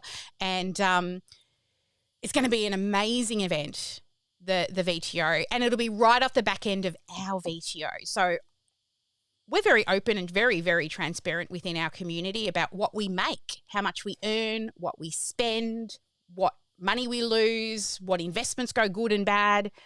And we'll be sharing all of that with you as well in the VTO. So you can see some of these early business decisions, but I hope you'll walk away understanding your gaps. You know, what are the issues that you are planning on solving in the next 12 months? What about you, Jacqui? Apart from the word, what are you most looking forward to about 2025? Oh, I'm excited. I really am so excited about this ticketing system. I tell you what, and we have so many new updates coming in. We're really, really excited that we're, of course, customer service is, you are our priority, and we're listening to your needs, your input, your feedback. So, and, we're taking all that on board, and we're creating an even better system and even better software. So we're really excited. There's a lot of new things that are coming your way. So for those who are a founder, you may see some random ticketing emails start showing up, because I'm testing out the ticketing system in the next week. But with the ticketing system, so previously when we had a build client, it wasn't too difficult to sort of keep them updated, because, it was just me and somebody else doing the work, where now we've got multiple people at the same time. So the first thing is management of the multiple jobs. So at the beginning of every month, I'm actually going to create a monthly ticket for each of our build clients. So any of our platinum and diamond clients that have a certain amount of build hours every month, that, that's outside of all the training and the courses, but you pay for a certain amount of tech build, specifically tech build stuff. We can track what we're doing, but also track the time it's taking team members to build a landing page or create a global header or a big menu or, a link tree or whatever it is. So at the beginning of the month, that's what I've decided. Actually, last night I wrote this one. That's why it's top of mind. Is every single one of those clients will have a ticket. At the end of every week, there will be a report of what was done with their hours. And at the end of the month, we'll recap what we've done, and then we'll discuss what we're going to do in the next month for you. And then we'll set up a new ticket. And then under that major parent ticket will be mini tickets. So it might be, build a webinar funnel or build a book funnel or, set up the onboarding system or set up the calendar system. So, there'll be up to 10 different opportunities of building something for you depending on the plan you're on. So that's the first one. The second part of the ticketing system, and this is, how they say the best way to learn is to teach? That's what I'm doing right now. Just saying. Is I'm trying to teach you while trying to remember myself. So inside of the software, I was so overwhelmed with everything because I started using AI to help me write, and it just made things too complicated because it was giving me so many different things to put into the ticketing system. So what I've done is I have stripped it right back to only the main things that would come in and just assign them based on that. So I'm just looking at it now so I can get that quick summary because I'm still trying to learn it myself. So where is it? Okay, here. So the type of ticket. So when it comes in, we need to triage what is the ticket. Why did they pull a ticket out to stand in queue to get help? One, is it just a general question? So we would mark it as a question. So that's really just somebody asking for some basic troubleshooting type. It's not a big troubleshooting. It's just what's the difference between the social starter plan and the ultimate plan? Or how do I customize my email domain? Or what is the right amount of time to run marketing before a challenge? So very basic, don't have to go and look for information type questions. The second group is incidents. So this is a specific event that has happened to a customer that affects their experience or the functionality. So these are probably a little bit more sort of time sensitive and also may need some more troubleshooting. So there's not a straight answer. We need to go and investigate what is the incident. The third ticket type is a problem. So a problem is more of a deeper underlying issue that might be causing reoccurring incidents or events. So for example, something breaks in the software and all of a sudden we get an influx of the same problem from multiple users. They would be flagged as a problem. And these usually require a more in-depth kind of troubleshooting. I call it firefighting, right? And you'll probably need to collaborate with the tech team. And then the fourth one is a request. So that would be like, can you update my billing address, please? Or update my credit card? Or, hey, how do I add a new user to my team? Or I want to cancel, right? So that would fall under a request. Then if the team don't hit the SLA, so the service level agreement timeframes, then automatically it gets escalated, right? So that's when Jacqui and I would step in and say, what's going on? Why hasn't this been done? It's been 3 days. We love you, but get it done, right? I'll go throw in the love you. And then I've created a couple of internal ticketing systems as well. One for internal team. So like when they send me their invoices, I flag them as a job to be done and I've got an SLA to make sure I do it. And then external suppliers and vendors. So if they've caused issues or questions or incidences or problems. So before I had about 20 different ticket types. That's what AI gave me. And I'm like, this is so fucking confusing. Now, simple. Is it a question? Is it an incident? Is it a problem? Or is it a request? And based off that, we then know how to solve the problem. So that's the first part of the ticketing system. Then the second part is, as well as assigning the ticket, a type of ticket, then we need to give it a priority. So a priority is low, medium, high, and escalated, right? And the time frames are shorter the higher you go. Then once we assign the type of ticket, how urgent is it? What's the priority? The third is who, which group actually is responsible for that. And those groups are very simple: the billing team, the tech team, the sales team, the customer support team, internal team, and that's it, right? So simply being able to delegate to the team. Hello, Sally, delegating. Yay. And then tagging, which we all know, got to tag for reporting purposes. And then we have response times.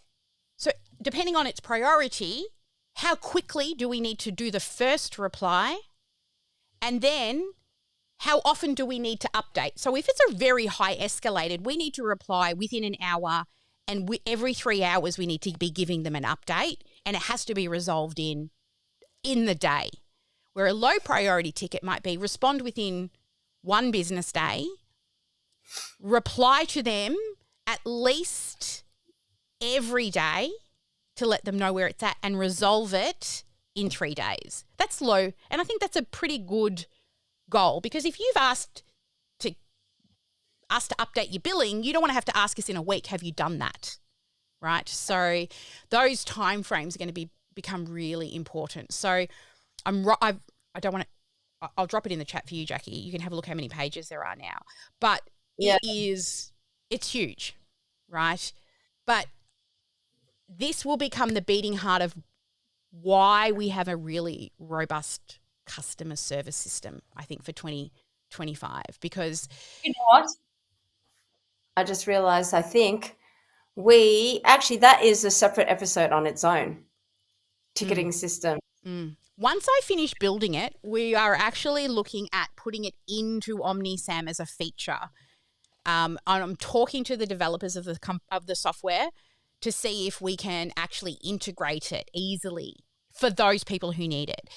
You could build a very simple ticketing system with to-dos on the customer's record, but a ticketing system, what I've discovered is if it's just me answering questions and one other person, no problem. I can set up to-dos and reminders and things. But when we've got to collaborate between different departments for the same thing, we need a ticketing system so that the onboarding team knows what the tech building team is doing, knows what, the finance team is doing, to make sure that the legal is up to date with all the contracts. We need a ticketing system to make sure everything gets done. So I think, lots of learnings, but I've never used ticketing before. Like I said, I had to Google, why do they call it ticketing? Because I couldn't visually see, because it is a very complicated system. But I'm simplifying it, getting there. Writing rules, lots of rules. Like the life cycle and the tagging rules that we've got currently. And yes, MOE, right? Looking at, whoops, my computer's doing weird stuff. I know. Well, MOE, I asked the team to message you. Did they email you, right? When I've delegated, I've been letting go.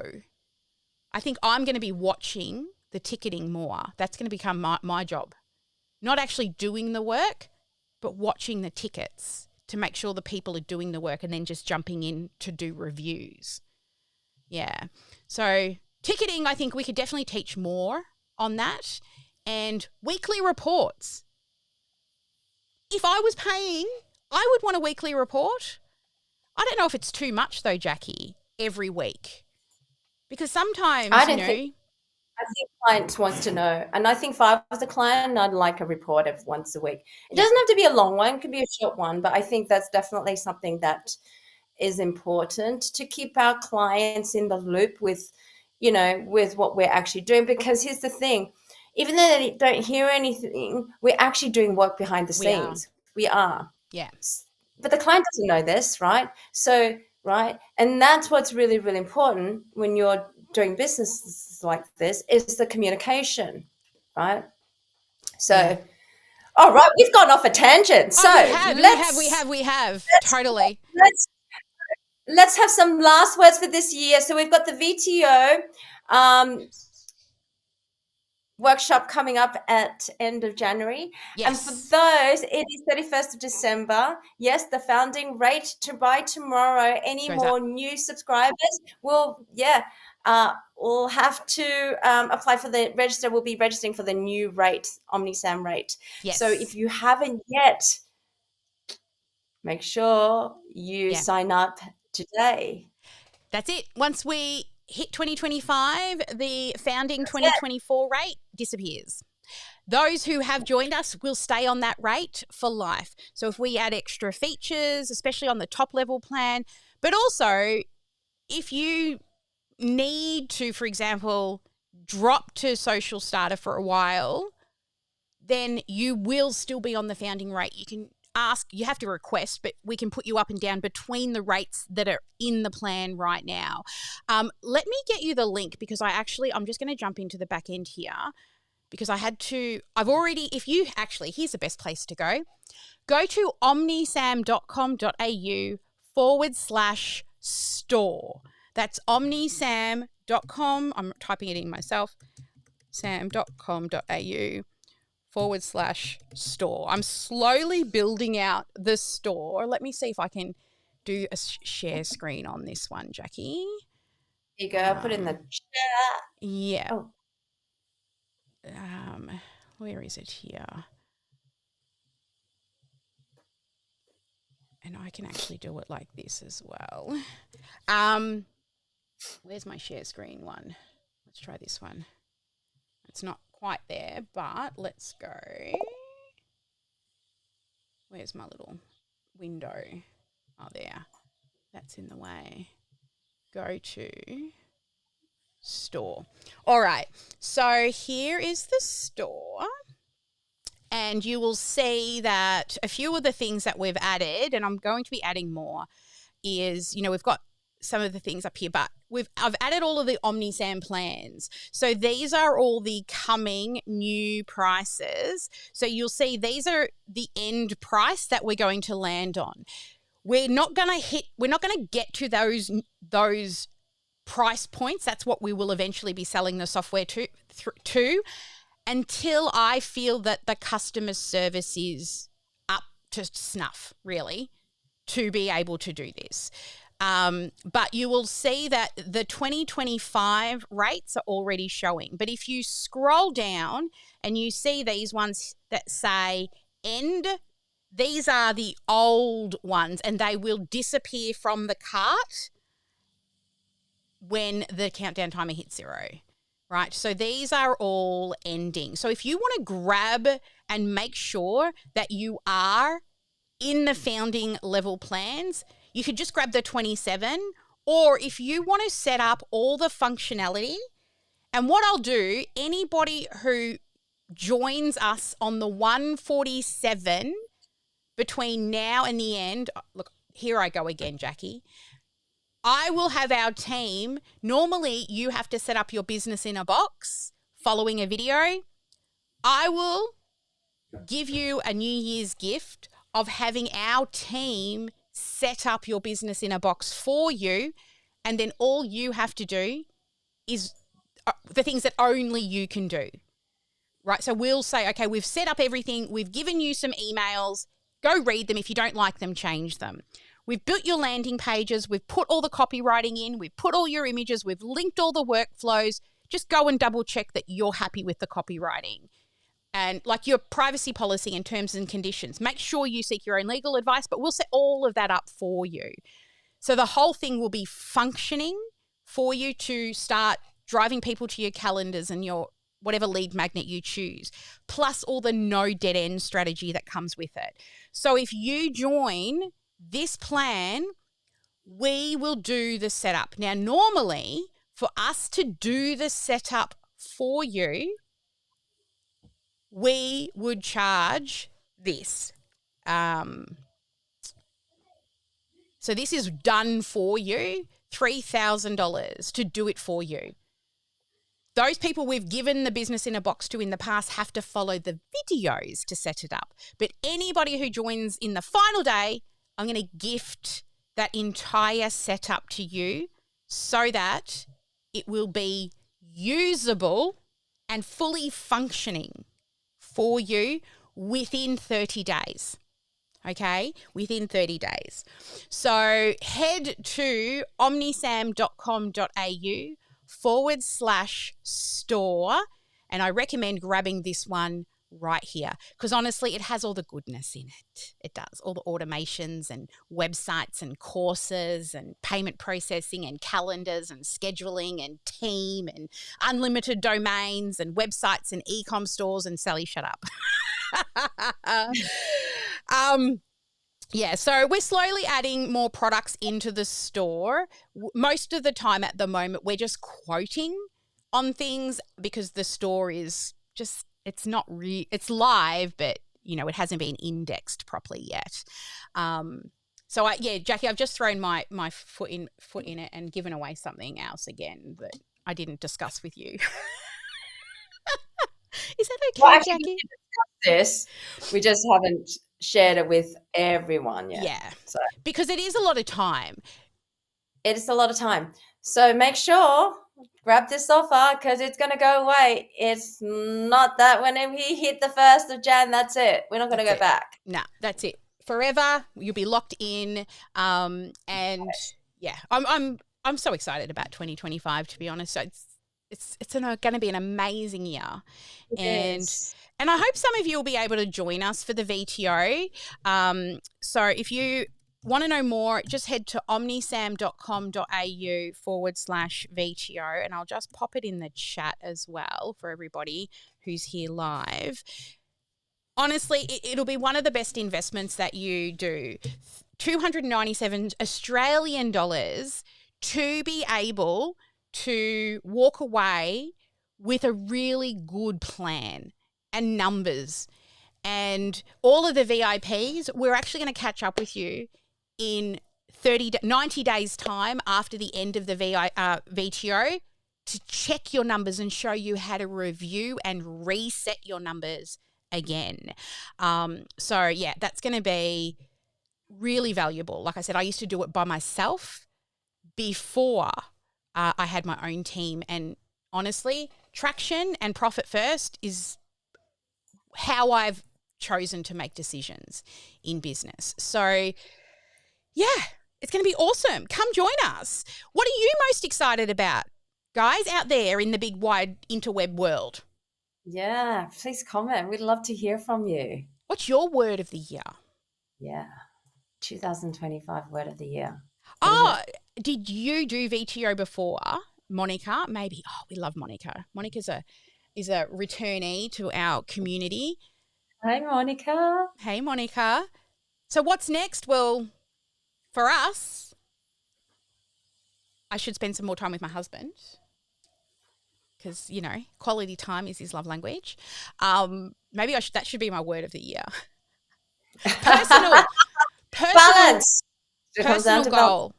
So business goal, I know what I want for the business, you know, and we're going to be doing more of that with the team.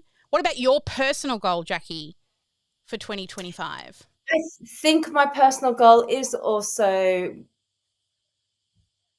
balance with the family. Yeah.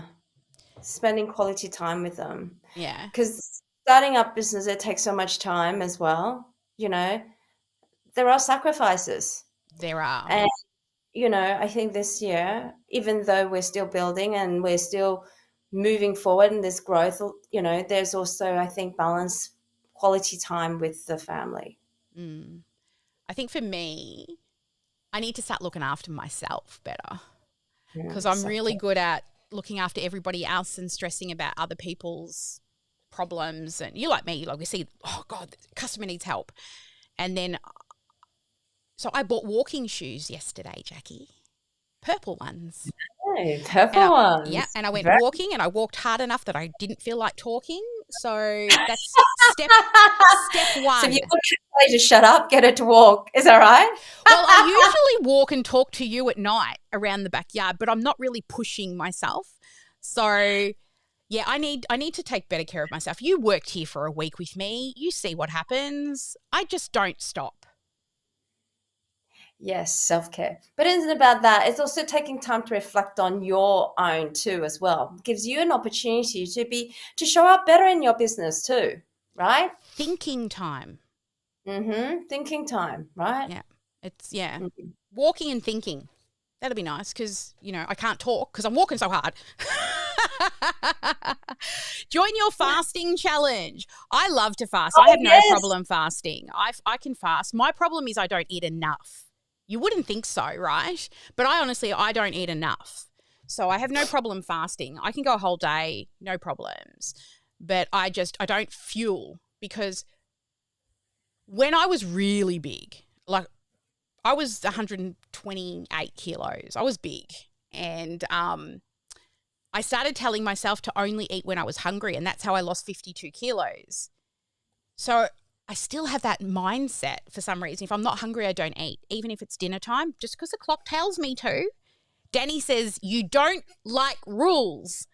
All the time he tells me how much I don't like rules, and that's why I don't eat at dinner time, but I'll eat an hour after dinner when the family's finished eating because I wasn't hungry at dinner time. So fasting is not a problem for me. It's actually making sure that I nourish the engine, which, yeah, is not a good thing for me. So tell us, guys, what are your top priorities for 2025?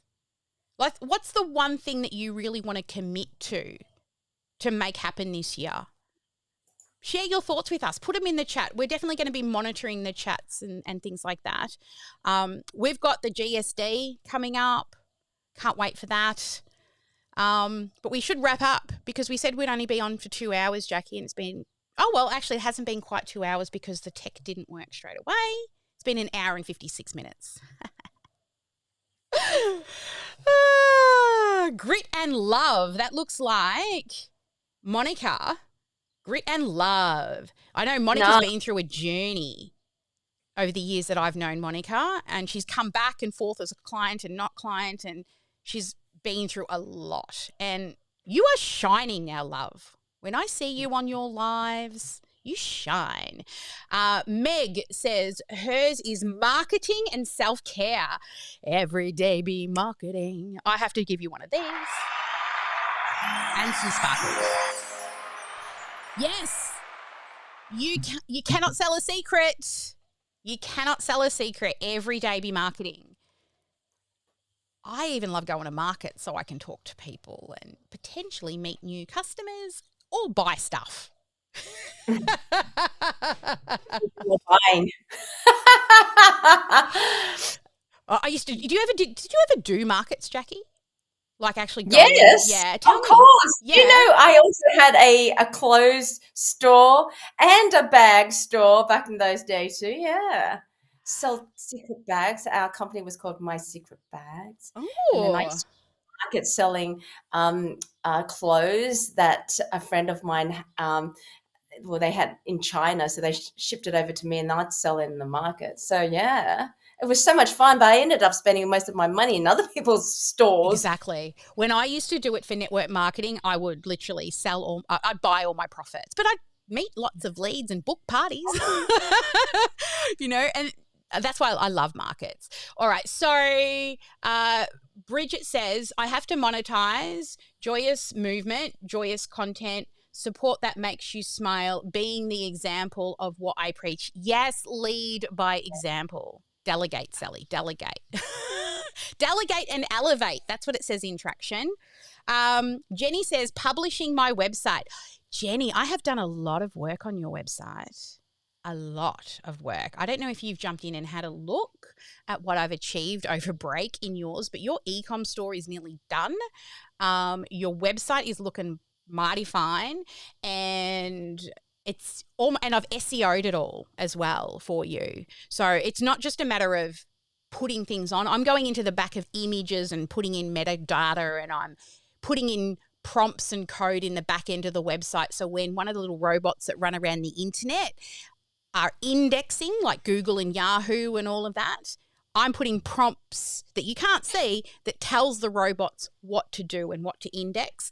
And also for Facebook and Instagram and Twitter and all of those, I'm putting in metadata for that so that if you share it to different places, it'll also index what's on those pages as well. So that's done. Moe says, I should care about my health and delegate to people who can do the job. Yes, I know. Moe, I'm listening, right? I'm trying to delegate. Maybe that should be my word of the year. Delegate. Instead of saying, I can just do it myself. All right. Well, thank you, everyone who come and hung out with us. All of these amazing people who I'm seeing in the chat right now, go grab your GSD ticket, okay, so that we can start planning who's coming. I'm thinking I'm even going to send out anyone who's coming. I'm going to send out a little special box of gifts to those who attend the 3-day event. This is something that I've always done for the bigger 3-day events is I try to send out something special in the mail. Yes, elevate me. Yes, your steps. Finish my book. Yes, Moe's writing a book and I'm turning his book into an online course. That's been fun. Yes. All right.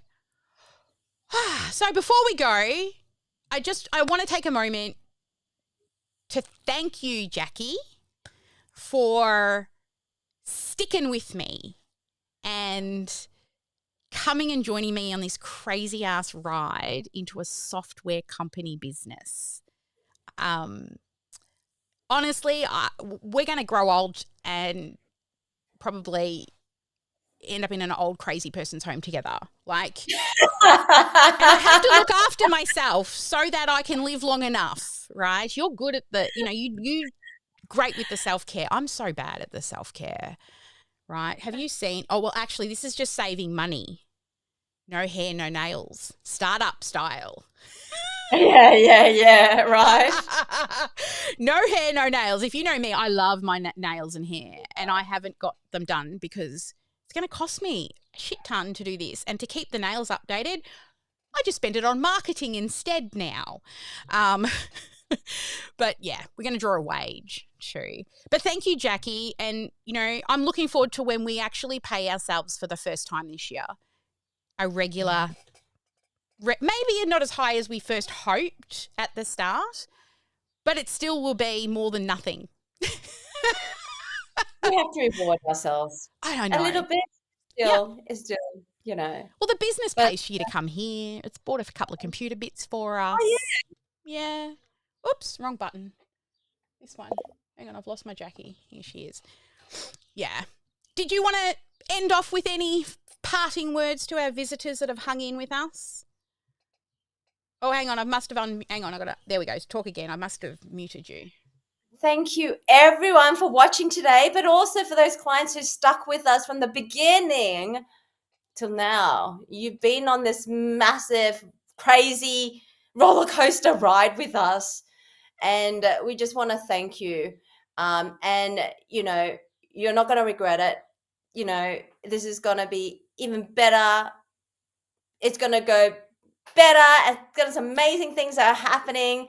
And we can't wait to share it with you. So thank you again from the bottom of both of our hearts, for sticking in with us, and through all the challenges, all the changes, etc., but just being patient.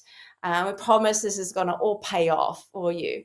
And I also want to say a big thank you to my business partner, Sally, right?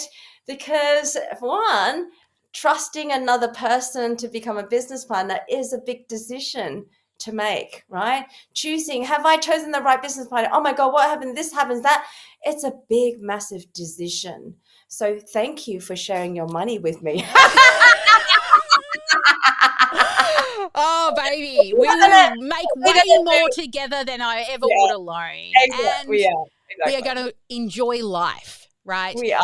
Our clients. And we're helping others.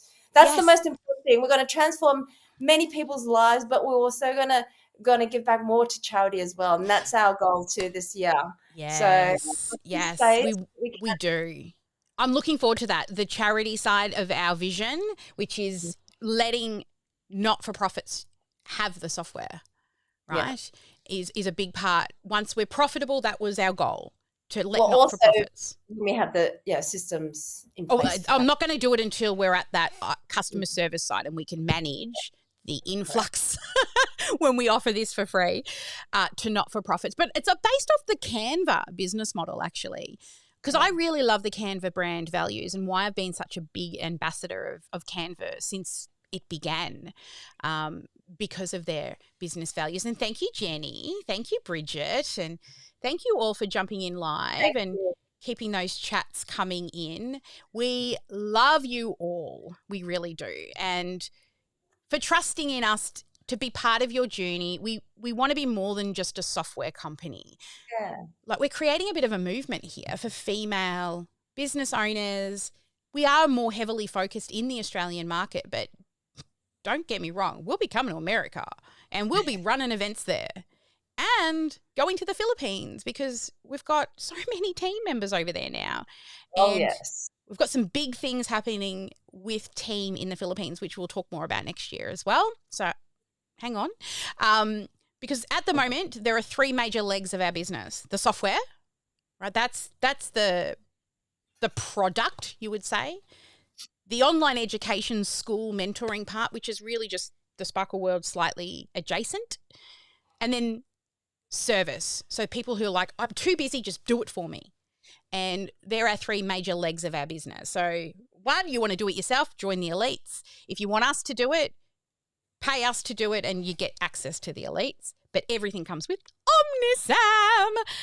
Yay, OmniSAM, here we come. Taking over the world, one piece of software at a time. Exactly. All right, my love, we've crossed the 2 hour and 6 minute mark. We're going to say goodbye. Never let anyone dull your sparkle. That's right. Make sure you get one income producing activity done each and every day. You say 3. Yeah, well, 3's our number. Always check emails because we don't have a team working over the break. And work on ticketing system. Have a great one, guys. Have a great one. Have a great new year, and we'll see you in 2025. Yay! And all of our clients, I can see, like, we need to talk. Jacqui, we will be in on Tuesday next week in the VOZ to answer all questions. So all of those clients and that are messaging us right now, I can see coming through that you need to chat. Myself and Jacqui and the whole team will be in at our regular 9 a.m. slot on Tuesday still because we'll be on break, but we will be in every Tuesday until we return full time after the team retreat. So if you've got questions, send it there. There is many updates coming. Ali has been working tirelessly on your Fiji Love website. Jenny, I'm personally working on yours. I've got lots of other messages coming in, but yeah. Otherwise, hit us up, send us an email because then it'll go into the new ticketing system. And soon the new ticketing system will have its own ticketing page where you can submit requests. But that's all coming. I've got to shut up now, Jacqui. I've got to say goodbye. Tangents. I'll just keep going. And look forward to more. If you enjoyed Campfire Chat, type at the bottom that you made it to the end and what did you like best about our Campfire Chat. We're thinking about doing this once a month to give you an update of what's happening, what's worked, what hasn't worked, and just be really transparent with what it's like to create a brand new business together from scratch. All right. Bye. I don't have an outro screen, Jacqui. I didn't build one. Bye. We don't need one. We don't need one. We just say bye and we just end. We just end. Hang on. I don't even have a music. Hang on. We could end on this. We've got to put on the Sparkle song. Where is it? It's not that one. Oh, that's good enough too. What's the celebration one? Put the celebration on there. Hang on. That one. Oh, here it is. Here it is. Yes. Shine, baby. Okay. Yeah, let's. Oh, I'm going to stand up. We love this. Oh, yeah. Oh, yeah, baby. Hiding in the shadows way too long. All right, let us know. What are your goals in the chat? You always thought that you were weak, but babe, you're wrong. Yeah, you better step into the light. Just give it a try. Think that it's time you let that spark out. You've been hiding in the shadows way too long.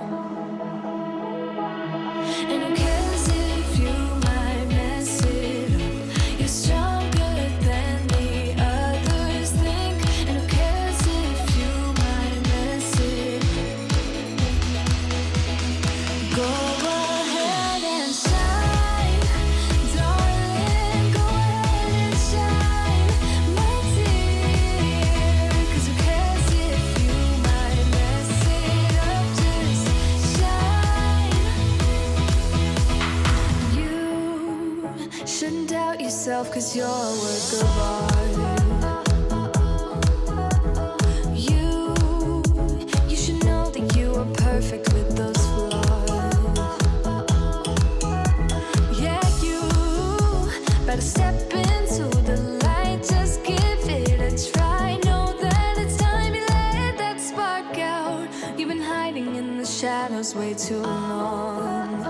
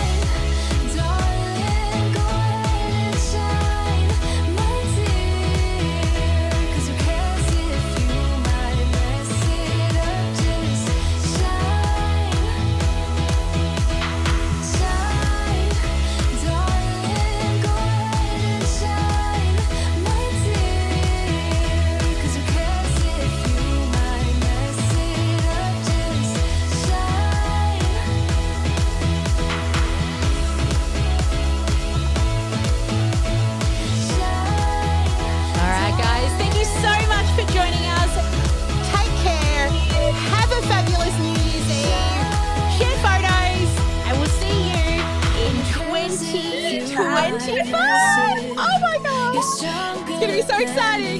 We'll see you all soon. Bye now.